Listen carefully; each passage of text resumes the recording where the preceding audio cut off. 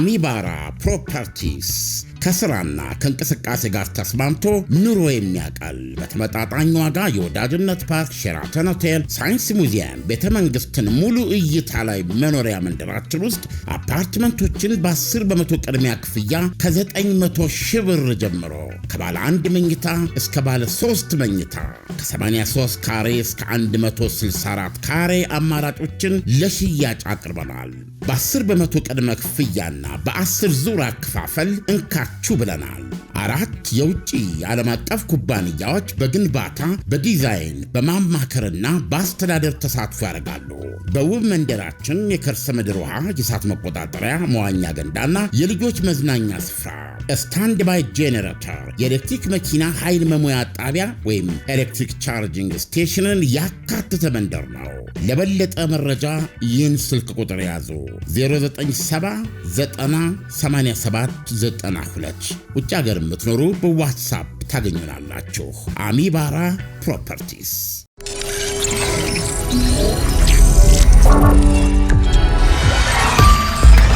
ይህ ከዓለምነህ እንስማ ፕሮግራማችን ነው።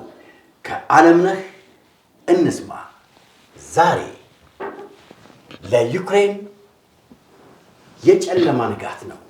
ምናልባትም ለአውሮፓ አሜሪካ ወታደራዊ እርዳታ መስጠት አቁም። ዓለም ይህ ነገር ወዴት ነው የሚሄደው? እየሄደ ነው ያለው እኮ ቤዚካሊ አሁን መቆራረጥ ነው እየተፈጠረ ያለው እና አሜሪካ ከዩክሬን ጋር ወይም ደግሞ ከኔቶ ጋር ራስ በዩክሬን ጉዳይ ላይ የነበረውን አቋም ሲካሄድ የነበረውን ጦርነት በተመለከተ እየነቃቀለች ነው እና ይሄ እርምጃ የተወሰደው ባለፈው በአርብ ዕለት በዋይት ሃውስ ከተካሄደው ርክክብ በኋላ ነው።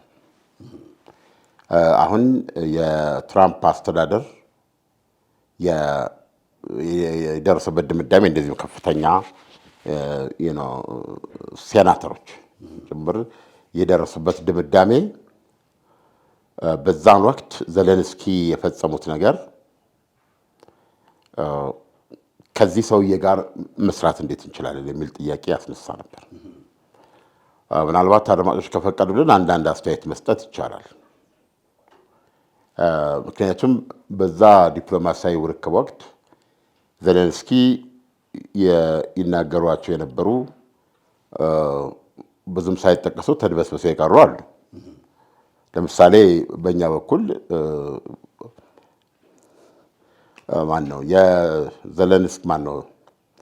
ቭላዲሚር ፑቲን ለየትኛውም የአውሮፓ ሀገር እንደማይመለሱ ቢያንስ የቀድሞዎቹን ሶቪየት ህብረት ግዛቶች አለ በኋላ ላይ ለእነሱ እንደማይመለሱ እና በአጠቃላይ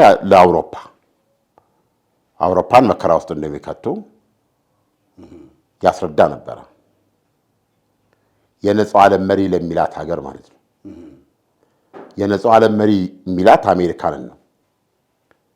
ግን ቤዚካሊ ዋይት ሃውስ ውስጥ ያየነው አሜሪካንን ለመምራት ሲሞክር ነው ያየነው። ያው ብዙ ሰዎች ይሄንን በቀንነት ለመረዳት ያስፈልጋል። ምክንያቱም ከዚህ በፊት በብዙ ነገሮች የሚጻፉት የምንሰማቸው እና አንዳንድ ጊዜ አንዳንድ ነገሮች የሚዋጡልን አልነበሩም። ያን በመጀመሪያው ዘገባ ወቅታችን ብዙ ጊዜ የምናነሳቸው ጥያቄዎች ነበሩ። ማን ነው ማንን የሚመራው? ገባ እንደሚባለው ምዕራባውያን ናቸው ዘለንስኪ የሚባል ፓፔት አስቀምጠው ስልጣን ላይ አስቀምጠው አሻንጉሊት አስቀምጠው የነሱን ፍላጎት በመላ ዩክሬን ህልውና እያስፈጸሙ ያሉት እነሱ ናቸው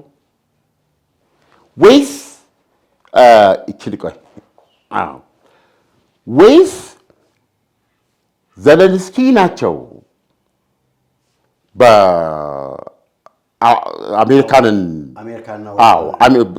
በመቆጣጠር የግል አምቢሽናቸውን ጀብዱም ልትለው ትችላለህ እያስፈጸሙ ያሉት የሚለው በእውነት ለመለየት ያስቸገረ ማን ነው ማንን ኢንፍሉዌንስ የሚያደርገው የሚለው ነው። እኔ ምናልባት ባለፈው ዓርብ ዕለት የታየው አሁን ብዙ ሰዎች ዘለንስኪ ሲጠቁ እንዳዩ ነው የተረዱት። ወይም ደግሞ ታስቦና ታቅዶ ሆን ተብሎ ሰውየውን ጋብዞ እንደዚህ አይነት ላንቲካ በመፍጠር ሰውየው ዋጋ ለማሳጣት ነው የተደረገ። እንደውም ደፈጣ የሚሉት ማለት ነው። እንደዛ ነው ብሎ የሚያምኑ ብዙ አሉ። እና እንግዲህ አሁን ይሄ ደፈጣ ካልሆነ ራሳቸው ዘለንስኪም ደፈጣ ነው ብሎ ያምኑ። ስለዚህ እንግዲህ ሁኔታዎች ተፈጠሩት ነው ማለት ነው። ስለዚህ አሁን ምን ሊሆን ይችላል? አሁን ለምሳሌ እዚህ ኮንሲኩዌንስ ውስጥ እንዴት መጡ? እዚህ ውስጥ እንዴት መጡ? ልብ አድርግ። አሁን በእውነት እንደ አውሮፓ በጣም ከምንድን ነው የሚባለው እባብ ራሱ ሲቆረጥ ምንድን ነው የሚሆነው? እንደዚህ ነው የሚለው። አውሮፓ እንደዚህ ነው እያለ ያለው ትርጉም አይሰጥም። የአውሮፓ እንቅስቃሴ እውነቱን ለመናገር አሁን ባለፈው እንግሊዝ ላይ አሁን 19 ሀገር ቢሉ ውሳኔ አሳልፍን ብለው የምንሰራው መሳሪያ ማሳደግ አለብን፣ የምንሰጠውን እርዳታ የፍቃደኞች ጥምር የሚል እዛ ላይ እንግሊዝና ፈረንሳይ እርሾውን ወታደር ያቀርባሉ። የአየር ኃይል እንሰጣለን፣ ሌሎች እዛ ላይ ያስቀምራላችሁ ቶክታፍ። ይህን ካወሩ በኋላ ግን የአሜሪካን ድጋፍ ያስፈልጋል። ምን ማለት ነው እሱ ነገር? ምንም እንዴት ሊገባ ይችላል? አየህ ቤዚካሊ ይሄ እኛ ስላልን አይደለም፣ በተግባርም እየተገለጸ ነው ያለው። አንዳንድ ጊዜ ይሄ የኮመን ሴንስ ጉዳይ እኮ ነው።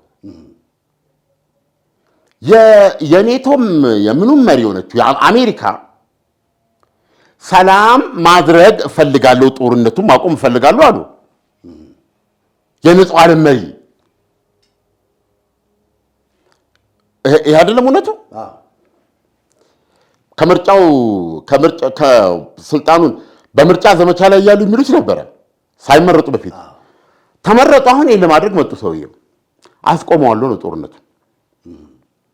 ስለዚህ ጦርነቱን ለማስቆም ደግሞ ጦርነቱ መቆም ካለበት የሚከፈል ዋጋ አለ። ብዙ ርቀት መተናል። 3 ዓመት ሆኗል።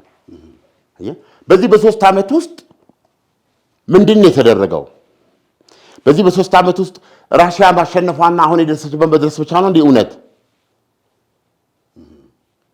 ቤዚካሊ እኮ በማንኛውም ደረጃ ታንኩም፣ መድፉም፣ ብረት ለበሱም ጥይቱ በአይነት ተሰብሮ ተልኮ ዩክሬን እኮ ጠቅላላ በራሽያ የተያዘባትን ግዛት በወታደራዊ ጠረጋ ነፃ ለማውጣት እኮ ካምፔን ጀምራ ነበር አልነበረም እንዴ? አይደለም? ስላልተሳካ ነው እንዴ? ሌትስ ሴት ተሳክቷል ብለን እናስብ። ዘለንስኪ እዚህ የሚያስቀምጡት ምንድን ነው? እርምጃዎች ወስዳ ነበረ። ወታደራዊ ድል ቀንቷት ነበር ዩክሬን። እስከ ዋና ከተማው ድረስ እንትንን አስለቀቃለች እኮ ኬርሶንን። ወደ ኋላ ወራቶችን መጥቀስ ያስቸግር ይሆናል። በራሽያ እጅ የነበሩት ኬርሶን ዋና ከተማው ድረስ ነበር። አሁን ኬርሶን ወንዝ ተሻግራ ነው ያለችው ራሽያ። ምንም እንኳን አሁንም 70% ኬርሶንን የያዘች ቢሆንም ኦልሞስት እኮ ኬርሶን መጀመሪያ ከያዘቻቸው ግዛቱ የመጀመሪያው ግዛት እኮ። ከዛ ዋና ከተማዋን አስለቅቃ የራሽያ ባንዲራ ወርዶ የዩክሬን ባንዲራ ተውለብልቧል። ወንዝ ተሻግራ ሄዳለች ሸሽታ ራሽያ። ከርኪቭ እኮ መጀመሪያ ለጥቃት ካደረሰችባቸው ድንበርተኛ ነች። አሁን ከርኪቭ ኦልሞስት እንደገና ገብታ ያለችው የትም ከርኪቭ ውስጥ አሁን ጠንካራ ይዞታ የላትም ራሽያ። ወቅቱ አስወጥተዋታል። በሰርፕራይዝ አታክ ማለት ነው። ሌሎች ገብተህ ስም ብትጠራ ብዙ ያስለቀቁት ነበር። እዛ ላይ ካፒታላይዝ አድርገው ያ በፈጠረው እንትን እስሎት ሞቅታ በቃ ምን ማሸነፍ ይቻላል አፍተሮል እነዚህን የሚል ድምዳሜ ዋናው የሚያስፈልገው መሳሪያ ነው በሚል እቅድ ወጥቶለት በከፍተኛ ደረጃ ወታደሮች በአውሮፓ ሀገር እየሄዱ አሜሪካ እንደዚህ እየሄዱ ሰልጥነው ታንከኛ ምናምን ሰልጥነው እኮ ተደርጓል። አሁን ያ ፌል አደረገ። ፌል ስላደረገ ነው። እስከምን ድረስ ሄደዋል ጆ ባይደን? ምን ማለት ነው? ራሽያ ጢምቢሮ እስኪዞር መሬት ለመሬት ተመታ እግር ነቅላ የሮጠች ራሽያ ስትገባ ራስን ቦታ ላይ ያስቀምጥ። ያ ሁሉ ሲሆን የሚመጣ ሌላ ነገር አይመጣም። ታክቲካል ብለው ዋና የኒውክሌር ጦርነት ሊመጣ አይችልም የሚል ሪስክ ወስደው ነበር የሚያደርጉት አይደለም። እዚህ ደረጃ ነው። እኛ ይሄን መወሰን አንችልም። ከዚህ በፊት አቅርበናል። ጆርጂያ ላይ ኒኩሌር ጦርነት ፈርተን ዝም አልነው። ማነው ክሬሚያን ሲወስድ ኒኩሌር ይዟል ብለን ዝም አልነው። አሁን ዝም አንልም በሚል ይህን ውጊያ አድርገዋል። ስለዚህ አድርገዋል። ካደረጉ ደግሞ በቃ እኛም አማራጭ የለንም፣ እስከ አርማጌዶን ተያይዘን መሄድ አለብን ብለው ይህን ውሳኔ በይፋ አድርገው ቁጭ ብለው ሶስተኛ ዓለም ጦርነት ሲጀመር ለማየት የተቀመጡ መሪ ነበሩ ጆ ባይደን። ለምንድን ነው ጆ ባይደንን በዚህ ደረጃ መወቅሳቸው? የፑቲንን ያህል ማለቅሳቸው ፑቲንን የጆ ባይደን ያህል ማለቅሳቸው ለምንድን ነው? ወረራው ከመካሄዱ በፊት እንነጋገር በማለት ከራሻ የሚቀርበውን ጥያቄ ምንድነህና ማናገርህ ምን ይመለከታል በማለት ይህ ሁሉ ነገር እንዲሆን ያደረጉ ሰው ስለሆነ ነው ጆ ባይደን። ገብቷል። ጉዳዩ የዓለም ጉዳይ ሆኖ ሳለ ጉዳዩ የሰው ልጆች ሆኖ ሳለ ሁለት የምድራችን ኒውክሌር ፓወሮች ገብቷል በሁኔታዎች ግጥጥሞች ውስጥ ወደዚህ ምዕራፍ ሊገፉ የሚችሉበት ሁኔታ ውስጥ እንዳይገቡ የማይነጋገሩ ከሆነ ምን አይነት መሪ ናቸው ጆ ባይደን? አየህ፣ ጀብደኛ ካልሆኑ በስተቀር ገብቷል። ሌሎችን እነ ክሊንተንን በእንትና ጊዜ ነው የወሰደው፣ በኦባማ ክሬሚያን ማለት ነው።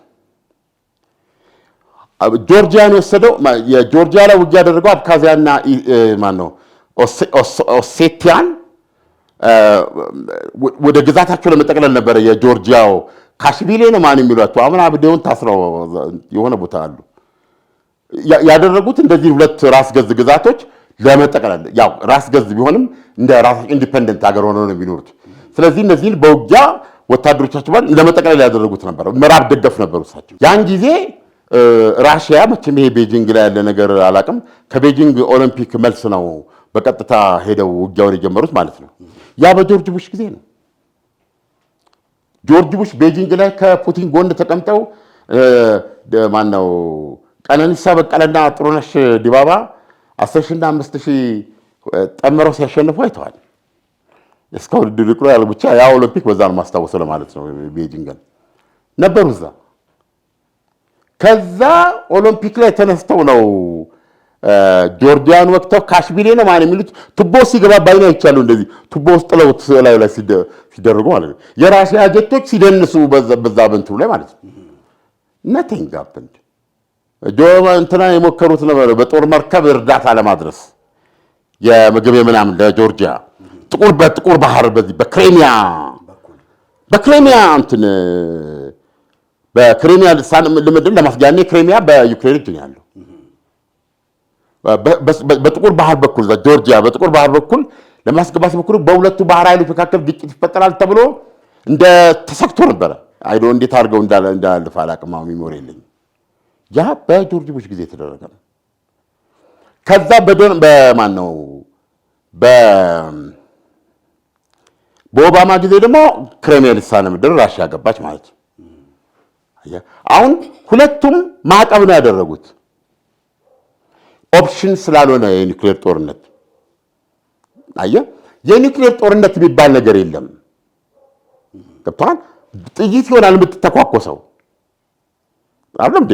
አሁን ሁለት ሰዎች አንዳንድ ከቤታቸው ርቀው እኮ ሲደባደቡ ሰዎች በቡጢ ነው የሚጨርሱት አይደለም? ነገር ግን አንዱ ውስጥ አሁን ቶሎ መጨረስ ይፈልጋል። ቡጢ አድካሚ ነው ታውቃለህ አይደል? በጣም ብዙ የሚያሳፍሩ አኳኋኖች ሁሉ ማሳየት አለ። እንዲህ የምትለው ነገር አለ፣ የማዘናጋት ማለት ነገር አለ። ነገር ግን አንዱ ይህንን ነገር ባጭር ማቆም ስንፈልግ በአካባቢው ድንጋይ ካለ ያህል ስብጣቡን መቋጨት ይፈልጋል። ስለዚህ ኒውክሌር እንደዛ ማለት ነው። በጠመንጃና በመድፍ አትወዛወዝም ኒውክሌር እያለ ገብቷል። በተለይ ምት ሲበዛብህ ኢሞሽናል ነው የምትሆነው እና በድጋሚ ወደ ነገር ታረጋለህ። ኢትስ ሂዩማን በቃ ይሄ ሂዩማን ነው። ፕሬዚደንቱን ምንሁን አትዘንድ ዘዴ ሰውና በእርግጥ ከሰውም ሰው ይለያል። ስለዚህ እነዚህ ሰዎች ማንኛውም የጥፊ ጠብ ከራሽያ ጋር ወደ እዛ ሊያመራ ይችላል በሚል ሁለት ያለፉት ማለት ነው አይደል? አሁን ይሄኛው ሶስተኛው ግጭት ራሷ ዩክሬን ላይ እንዲህ ሲሆን አይቻልም ማለት ቭላዲሚር ፑቲን ተው አትቀልድ፣ ኔቶ ሊቢት አሉ ማለት ነው። እነሱ እንትን አሉ።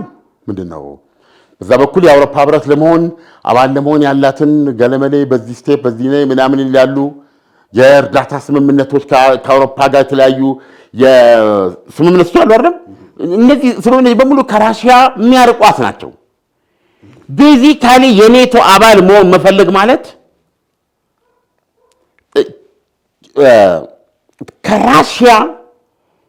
ከራሽያ ጋር እትብት የመቁረጥ እርምጃ ነው። እና ከዚህ በፊት ብለናል።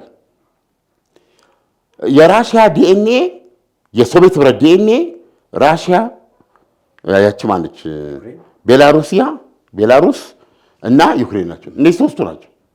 ሶቪየት ህብረትንም የምንድነው የአዳኞች ጎጆ ውስጥ ሄደው ቮድካ እየጠጡ ያፈረሱት እነዚህ ሶስት ሀገሮች ናቸው አይደል? ዘለንስኪ ክራችኮቭ ነው ምናምን የሚባልና እንትን መንገዱን መሄድ አቅቶኛል ብለው ነበር ቤላሩስ ያን ሲናገሩ። ያንን ውል አድርጌ ሶስታቸውን ነፃ ሀገር አድርገን ሶቪየት ህብረት መፍረሷን ተስማምተው ፈርመው አንተ ለጎርባቾቭ ንገረው የቤላሩሱ ሰውዬ የማኑ ደግሞ የዩክሬንን ዋቴቨር ለአሜሪካ ደግሞ የልሲን ሊናገሩ እንደዚህ አድርገው እኮ ነው ያፈረሱት። አንተ ደግሞ ነገር ያለው ዶስቶቭስኪ የሚባል ደራሲ አለ። ሰውየው የሚለው አሁን ኖስ ፍሮም አንደርግራውንድ የሚለው ስቶሪው ላይ በጣም ያ እንትን ከሚወደድበት ነገር አንዱ የሚያነሳቸው መሰረታዊ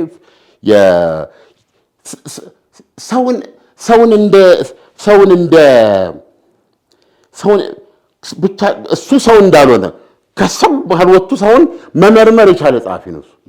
በቃ የሰው እያንዳንዱ ባህሪው በእውነት ነው የምነግርህ፣ እንትን ላለው ሰው ነው የምነግርህ። እና ታሪክ የማን ነው ብሎ ይጠይቃል። አየህ ታሪክ ሰሪ ነኝ የሚለው ብዙ ነው፣ ግን ዳቢሎስም እዛ ውስጥ አለ ነው የሚለው ባለድርሻ ነው።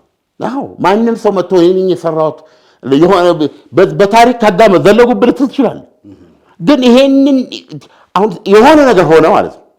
ይሄንን በድምር ያመጡት ምክንያቶች አንዳንዶቹ አንተ የማትገምታቸውና የማትቆጣጠራቸው ናቸው። የብዙ ነገር ውጤት ነው። ስለዚህ እነዚህ ሰዎች በዚህ መንገድ ሶቪየት ህብረትን ያፈረሱ የሶቪየት ህብረት ዲኤንኤ ነበሩ። ይሄ ማለት ግን አለ ለምሳሌ የሶቪየት ህብረት ስንመለከት እንግዲህ አንዷ ቤላሩስ ናት፣ አንደኛው ደግሞ ዩክሬን ነው። አሁን ለምሳሌ የዩክሬንና የሩሲያ ጦርነት እንደሌላው ልክ እንደ ጀርመንና እንደ ሩሲያ ጦርነት ይታያል ወይ? የጋራ የሆነ ትስስር፣ የጋራ የሆነ ባህል፣ የጋራ የሆነ ብዙ ነገሮች አሏቸው እና ጥያቄው ድጋሚ ሲነሳ አሁን ለምሳሌ ይሄ የራሱ ጦርነት ድጋሚ ሲነሳ በጋራ የነበሩ ሀገሮች ስለነበሩ የጋራ ባህል፣ ቋንቋ በመኖሩም ጭምር ነው ይሄ ጦርነት የተነሳው እና የሩሲያ ሐሳብ እንደው እስከምን ድረስ ዘልቆ የመሄድ ነው? ዩክሬንን ሙሉ በሙሉ የማጠቃለል ፍላጎት አላት ነው? አይ ነው ግንዛቤውን እንውሰድ ብቻ። እነዚህ ሶስቱ ኒውክሊየስ ናቸው የሶቪየት ህብረት። እሺ እነዚህ ሶስቱ ማለት ነው። እነዚህ ታሪካቸውም ወደ ራሽያ የተመሰረተው ኪቭሩስ ዩክሬን ውስጥ ነው። ራሷ ራሽያ በጣም የተያዙ ናቸው። አሁን አሳዛኙ ነገር ሰው የገዛ ወንድሙ ጠላት ይሆናል። አስገራሚ አይደለም? ዩክሬንና ራሽያ በዚህ ደረጃ ቢጣሉ እንኳን ሀገራት ወንድም ከወንድም ጠላት ይሆናል። ለምሳሌ አዲዳስ ጫማና ሌላው ተወዳዳሪ ምንድነው? ሌላው ጫማ አዲዳስና ፑማ ነው። ፑማ መሰለኛው። እነዚህ ጫማዎች የሁለት ወንድማማቾች እርቅ የለሽ ጥላቻ ውጤት ናቸው። ሁለት ጀርመናውያን ወንድማማቾች ለጋራ ጫማ የሚሰሩ ወንድማማቾች ናቸው። ተዳሩ እና ከወንዝ ማዶ ጀርባ ይኖሩ ነበር። አድማጮች ኢንተረስት ካላቸው ይሄንን በአዋዜ ልዩ ላይ ይዤላቸው ቀርባለሁ። ተሰራዋል። በጣም ኢንተረስቲንግ ነው። ከወንዝ ማዶ ይኖራሉ። ጀርመን ውስጥ ምናምን የኛ ሀገር እስቲ ንገረኝ፣ ለምሳሌ ወንዝ መሀል የሚከፍላት ቦታ ቃሊቲ? አይ ጎንደርና ጎጃም ነው። እዛ ሩቅ ነው። ኦኬ አዲስ አበባ ስለማለት ፈልጌ ነው። ጎንደር ባህር ዳርና ጣናን እናድርገው። አየህ ባህር ዳርና ጣና አንድ ልጆች ናቸው። መሀላቸው አባይ ጣና ተዘርግቷል። ስለዚህ እንደዚህ ነው የሚኖሩት እና ሚስት አገቡ ማለት ነው። ይህ ታሪክ በአዋዜ ልዩ አቀርበዋለሁ። ያኔ የሁለት የዓለም ጦርነት ነበርና የጠላት እንግዲህ የቃል ኪዳን ኃይሎች ድብደባ ሲመጣ ጀርመኖች ናቸው ሲመጣ የቦምብ መደበቂያ ውስጥ ይገባሉ። አንደኛ ወንድም መጀመሪያ አንድ ላይ ተጎራብተው ነው የሚኖሩት። አንደኛ ወንድም ከሚስቱ ጋር አስቀድሞ ገብቷል እዛ የቦምብ መጠለያ ውስጥ። አሁን የሱ ወንድምና ሌላኛ ወንድሙና ሚስቱ እየሮጡ ሲመጡ ቃል በቃል ትክክል አይደለም። በአዋዜ ልዩ አቀርበዋለሁ ብያለሁ። ግን ሳምቲንግ ላይክ እነዚህ አሳሞች መጡ ይላሉ የቀደሙት ባልና ሚስቶች። እነሱ የሚሉት ደብዳቤዎቹን ያለው ነው የሚሉት የጦር ሮጦ ወደ እንትን ያስገባቸው የጠላት የጦር አውሮፕላኖች የመጡት እና እነሱን ያለው ነው የሚሉት። ወንድምየውና ሚስቱ ደግሞ የለም እኛን ነው አሳሞች ያሉት። ይሄ መነሻው ተቆራረጡ። ከዛ ተራርቀው ወንዝ ላይ ያቸው ይሄኛው አዲዳስ የሚባል ጫማ አወጣ፣ ያኛው ፑማ ነው ምናምን አለ።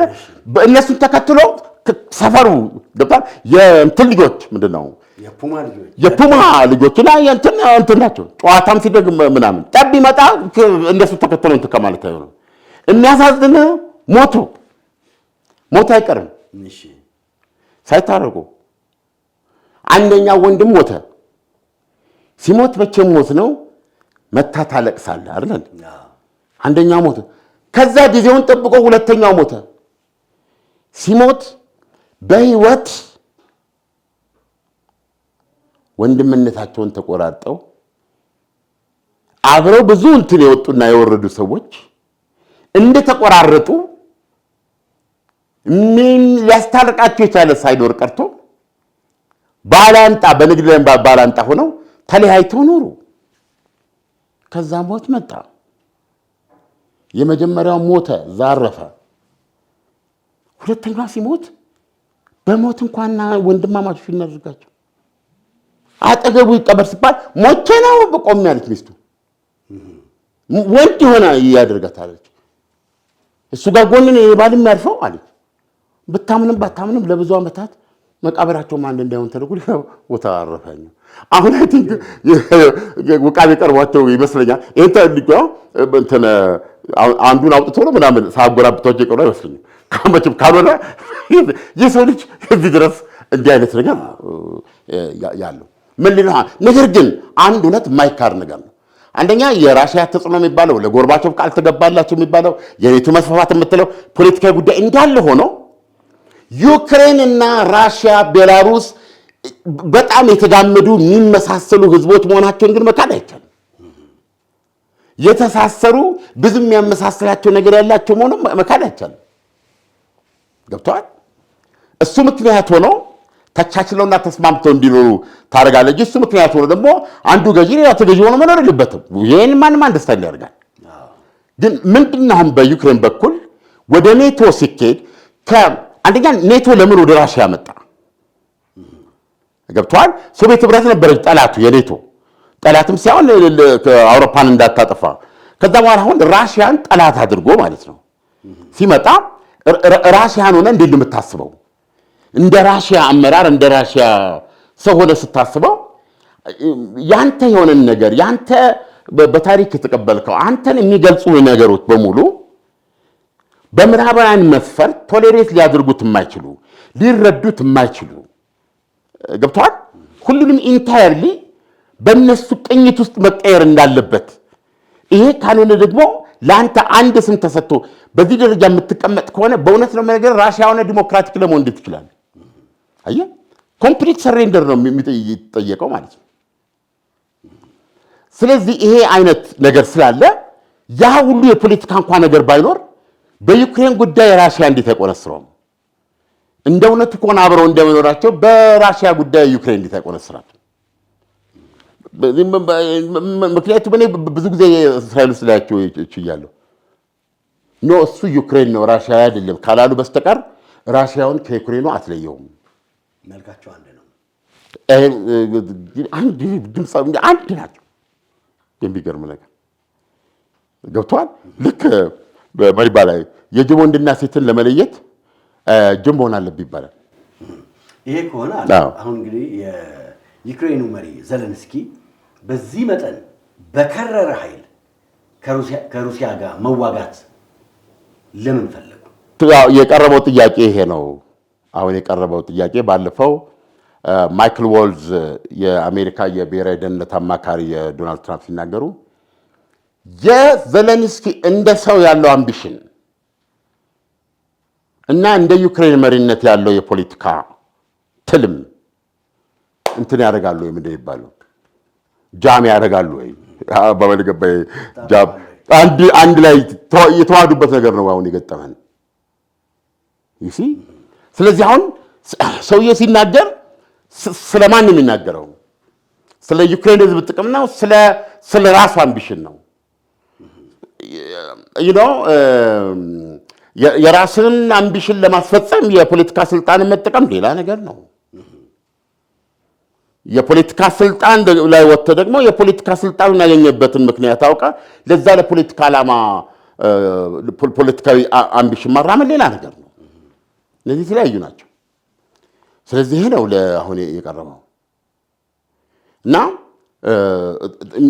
እንዳንስት ነው።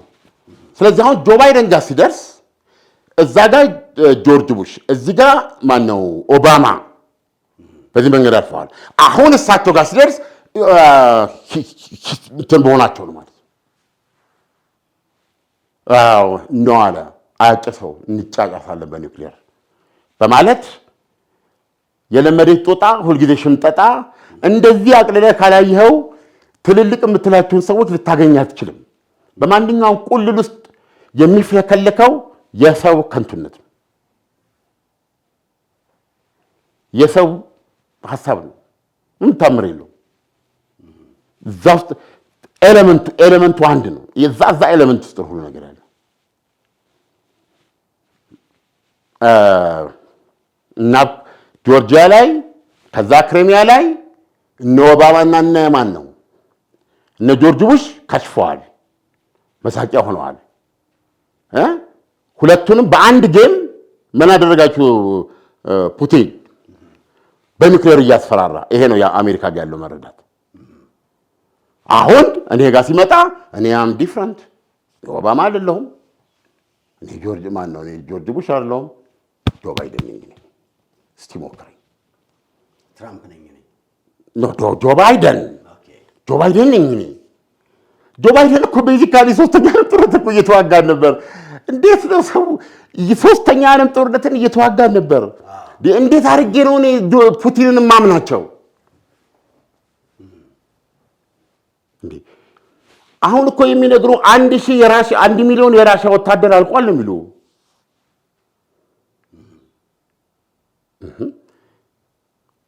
እንዴት ነው እኔ ፑቲንን በዚህ ሁኔታ ውስጥ ማምናቸው? ኒውክሌር እንዳላቸው አውቃለሁ።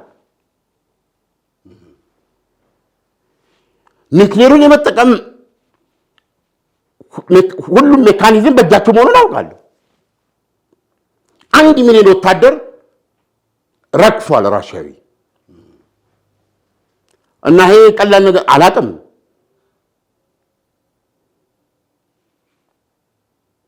ስለዚህ አይደለም 1 ሚሊዮን ለምን 10 ሚሊዮን ራሽያዊ አያልቅም? በቢሊዮን በሚቆጠር ህዝብ ላይ ሊወስኑ አይችሉም ብዬ እምቀመጠው በዚህ እረፍት አገኝ የምትልኝ ምን ማለት ነው? ይሄን ንገረኝ ለኔ። እንዴት ሆኜ ነው? እንዴት ምን ማለት ነው? አሁን ዘለንስኪ ሲሰጡ የነበሩት እኮ ነው።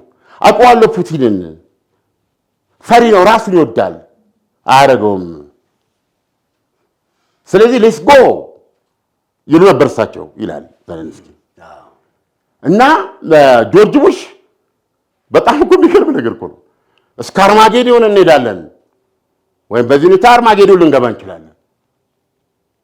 እስኪ ወንድ ለታክቲካል ኒውክሌር ተጠቀም ወንድ ጆ ባይደን እስኪ አድርገው በኔቶ ሙሉ ኃይል ተነስተን እዚህ ዩክሬን ውስጥ ያስገባኸውን ጦርን ምሽክ እናደርጓል ባንዲቃ ጥቁር ባህር ላይ ያለን ባህር አንድ ለወሬ ነገር ያታገኝ ያኔ ደግሞ ተነካው በልና ጣራው ጦርነቱን ኒውክሌር ካረከው በኒውክሌር አነብጫለሁ እንደዚህ ነበር የሚሉት ወይኔ ይሄ ሰዎችን ይከፋ ወንዳታ ሚላል በዚህ በኩል ደግሞ ፑቲንን ወንዳታ ሚላል ገና ዘዴ ዓለምን ለእንትን ምንድን ይባለው ለሰው ልጆች አጠቃላይ ጥፋት ሶስተኛ ዓለም ጦርነት የሚባል ነገር የለም የኒውክሌር መሳሪያ ያስቀምጣ ጦርነቱ እንደድሮ እንደ ሁለተኛ ዓለም ጦርነት ኒውክሌር ባይኖራችሁ ኖሮ የገደለው ሞቶ ሰው ባህሪው እንደገና ደግሞ ሁሉ ነገር አጣቆም ብሎ ሳማን እንደጎመን በመብላት ይጀምራል ሰው እንደዚህ ነው ይሄ ነው የሚሆነው የሞተ ተጎዳ ምን ነው ለዚህ እኮ ነው በሁላችንም የመኖር ግዴታ ስላለብን አባራውን ጠርገን እንደገና እንነሳለን ይሄ ነው የነበረው በኒውክሌር ግን ቢያንስ ነው ነገር እስከ ዘላለም ዓለሙ ምድርና ሰው ይጠፋሉ ባይባልም ቢያንስ ለ50 ለ30 ለ40 ዓመታት ህይወት በመታቆም መንገድ አይኖርም ገብቷል ፀሐይ ዳግመኛ እንድትወጣ ከኒውክሌር ክረምት ዳግመኛ እንድትወጣ 30 እና 40 ዓመት ተጠብቃለ ማለት ነው የጧት ፀሐይ ለማየት ገባ የሰው ልጅ ዲኤንኤ ተፋልሶ ድቡልቡል ሰዎች ሊፈጠሩ ይችላሉ ይላል እንደ ኳስ የሚንከባለሉ ዲወንት ዲዛይን ሲናሪዮ ማየት ፈርክ እንግዲህ ሊመርኩት እኮ ራሳቸው ናቸው የሚጽፉት ራሳቸው ናቸው ያሉት ይሄንን ከማንም በላይ የሚረዱ የዚህን አደጋ የሚረዱ ሁለቱ ሰዎች እየተቀጣቀጡ ሰዎች እየሞቱ አገር እየፈረሰ ነው ያለው ምንድነው ዋስትና የነገነት ሰዎች እንደማይተኩሱ የተባበሩት መንግስታት ሊያቆማቸው ነው you see ያን ሁኔታ ነው የፈጠሩት ዶናልድ ትራምፕ በዚህ ሁኔታ ውስጥ ነው ያለፍነው አየ አሁን ምንድነው መፍትሄው ምንድነው ሰጥተውን የነበሩት አሁን ለምሳሌ ጆ ባይደን ታዲያሽ ኒውክሌር ውስጥ ገብተን ማለት የለብንም ሲል ሰው ልጅ ምንድነው መፍትሄው ይውጣ የተቆለለ ሬሳውን ይዞ ይውጣ ወስዶ ይቅበር እንዳገባቡ እየነዳ ይውጣ እየበረረ ይውጣ ዩክሬን ለቆ ከዛ በኋላ ሬሳው እየተቆፈረ ይሄ እኮ የራሻ ተደለ ከዛ በኋላ ደግሞ ያዘው ኑረምበርግ ይቋቋማል ኑረምበርግ እዛ ላይ አቁመው እሳራው ስቃለው ሊሉ ማለት ነው እና በዚህ ሁኔታ ራሺያ የምትባል አገር እርስ በርሷ እንዴት ይሆናል ሰዎች አይደለም በሰው እንትን ውስጥ አላለም አሁን እኮ ለዚህ ነው ለምንድን ነው አሜሪካ ዘላለማዊ አንድነት ሌላ ቦታ ላይ ዲሞክራሲ ገባ ሲሉ መፈራቀቅ ግጭት ትርምስ ነው የሚመጣው ለምንድን ነው ኦልዌይስ ዲሞክራሲ ፒክ የሚያደርጋቸው ሰዎች የህዝቡን ስሜት የህዝቡን ከዛ ውጪ የሆኑ ሰዎች የሚሆኑበት ምክንያት ምንድነው ኢትስ ዜሮ ኦን ጌም የአሜሪካኖች ጌም ነው አሁን የዶናልድ ትራምፕ አገዛዝ ተቃርኖ የቆመው ራሷን አሜሪካንን ነው ዘይፒክ አንድ ሰው አያ ለምሳሌ ዘለንስኪ እንመልከታቸው ዘለንስኪ ያደረጉትን አድርገዋል በፖለቲካው ዓለም አይታወቁ የጻፉት የፍልስፍና መጽሐፍ የለም የጻፉት የፖለቲካ አመለካከት የለም ፕሬዚደንት እስኪሆኑ ድረስ የማህበራዊ ሚዲያ ውጤት ናቸው አንድ ቀን ተነጋግረናል በዚህ ጉዳይ ማህበራዊ ሚዲያ የምትለው ነገር በጣም የራሱን ዓለምን የሚለውጥ ነው ይለውጣል ስለ የክፉ ይሁን ለበጎ የምታውቀው ነገር የለም ማህበራዊ ሚዲያ ከመጣ በኋላ ራሱ ዲሞክራሲ ክሪፕል ሆኗል ገብቷል የማህበራዊ ሚዲያ ማለት 1 ሚሊዮን ድምጾች ናቸው ያሉት ስትሮንግ አሁን ዶናልድ ይሄንን ኢፌክቲቭሊ ተጠቅሞ በዚህ መንገድ የመጣ ኦባማ ነው በማህበራዊ ሚዲያ የመጣ ኦባማ ነው በዋነኛነት ከሜን ስትሪሙ በፊት በአሜሪካ ምርጫ ስትመጣ ቢያንስ ነው መነገር ከነሱ ቫልዩ አንፃር ሚዲያው ተጽዕኖ ነበራቸው ያሱ ይመረመር ነበር አሁን እኮ ምንም አይነት ይሄ ልክ ነው አይደለም ብትለው ነገር የለም እኮ ለተፈራው የሚገባውን ሰው ያንን አስፈሪ ቫልዩ ትልቅ ለሀገሪቱ የመጣ ትልቅ ቫልዩ አድርገን እንድትቀበል ማድረግ የሚችሉ ኢንፍሉዌንሰርስ አሉ ሰው ደግሞ የሚገርም ነገር ልትረዳው አትችልም ልንገርህ በዚያ አሁን ባለንበት የሚዲያ ዓለም ሂትለር በህይወት ቢኖር ኖሮ በአንዳ ሂትለር ማውገዝ አይችልም ነበር። አባባል ይገባህ? ምክንያቱም የእሱን አመለካከት ይዞ የሚሰለፉ ኮንትሮል ይሄ ሜንስትሪም ሚዲያ የምትላቸው ፓወርለስ ናቸው። አየህ እንደዚህ አይነት አዲስ እያንዳንዱ ሰው ሚዲያ ይዞ የተቀመጠበት አስቸጋሪ ዓለም ነው አሁን ያለው እና እዚህ ውስጥ በዚህ ሂደት ውስጥ የሚፈጠረው ሶሻል ፋብሪክ በፊት ከምታስበውና ከምትረዳው ለመረዳቱ ያስቸግራል። ይህ የአንድ ሂደት ነገር ነው። ዛሬ ማነው ኤለን መስክ የሚባል ራስ ብሩ ገብተዋል። እዚች ጋር በሚሊዮን የሚቆጠሩ ሰዎችን ኢንፍሉዌንስ ማድረግ የሚችልበት ትዊተር አለው። ምንድነው ኤክስ አለው። ሰውየው ይጠቀምበታል በግሉ። ዶናልድ ትራምፕ አሁን ቴሌቪዥን ላይ አይደል መግለጫ የሚሰጡ ወይም ጋዜጠኛ አይደል የሚሰጡ ገለጣ ምንድነው እዛችሁ ውስጥ ገብተው ጠቅ ያደርጉታል። ዘይሽ ዓለምን ሼፕ ታደርግበታል። ይሄ ተለወጠ ዓለም ነው። አሁን ጆ ባይደን ይሄንን ነገር ሲያራምዱ ቆየንና በእግዚአብሔር ደግነት ሶስተኛው የዓለም ጦርነት ሳንገባ የጆ ባይደን ስልጣን አለቀ። እኔ እንደፈራሁት ነው ያለቀው ነው የምለው። ምክንያቱም መጨረሻ ላይ ይሄ እንደ በቅሎ ወደ ኋላ ተራገጡ ያልናቸው በዚህ በሃይማርስ ምንድነው በሃይማርስም አነቡጫው በምንድነው ደግሞ በዛኛው በአታካም ሚሳኤል በለው ራሽያን ብለው ተናግረዋል። ራሽያ አታካምና በምንድነው በስቶርም ሻዶው ግዛቴ ከተመታ በኒውክሌር ነው መመለሰው ብላ በፊት ሰጥቼ ማስጠንቀቂያ አለ። እንደሄን አዘዙ። እኔ በጣም ስጋት ነበር። ኢቭን አንድ ሚሳኤል አዘው ነበር መስጠት ሳይችሉ ነው የቀሩት መሰለኝ።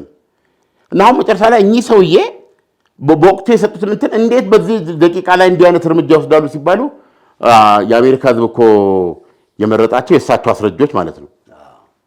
በቀናት መንዝረው የመጨረሻዋ ቀን ድረስ እኮ መሪ ናቸው አሉ። ያንተ ያለም ቢያስብል ነው። ኒውክሌርም እኮ አስፈላጊ እኮ ኧረ ኒውክሌርም ባይባል ሌላ ኒውክሌር እኮ አይችሉም። ሌላ የሆነ ነገር ሌሎች እንትኖችን አበጣብጠው በጣም ስጋት ነበረ። ምክንያቱም ጆ ባይደን የሚወርዱት ወደ መቃብር ነው።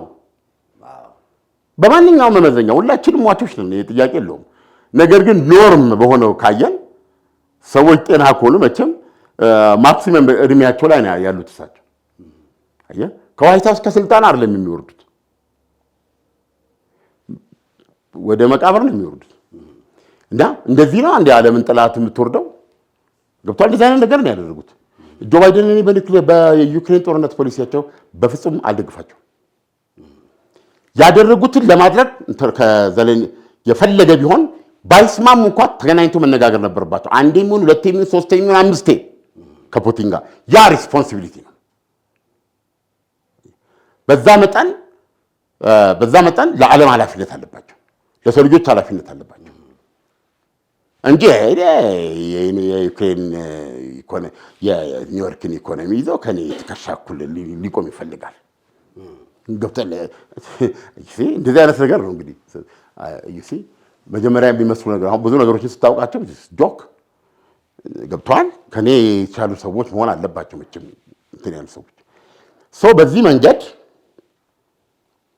እዚህ ሁኔታ ላይ ያለ ነው። ስለዚህ በራሽያና በዩክሬን መካከል ያለው ጦርነት በእነዚህ በሁለት ህዝቦች መካከል የሚደረግ ጋር አትየው። አሁን ዘለንስኪ ምንድን ነው እዛ ውስጥ የነበራቸው?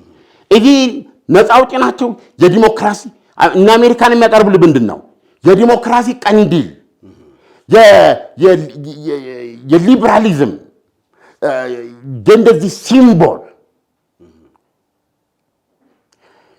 የነፃነት እና የዲሞክራሲ የግንባር ታጋይ አድርገው አይደል የሚወሰዷቸው።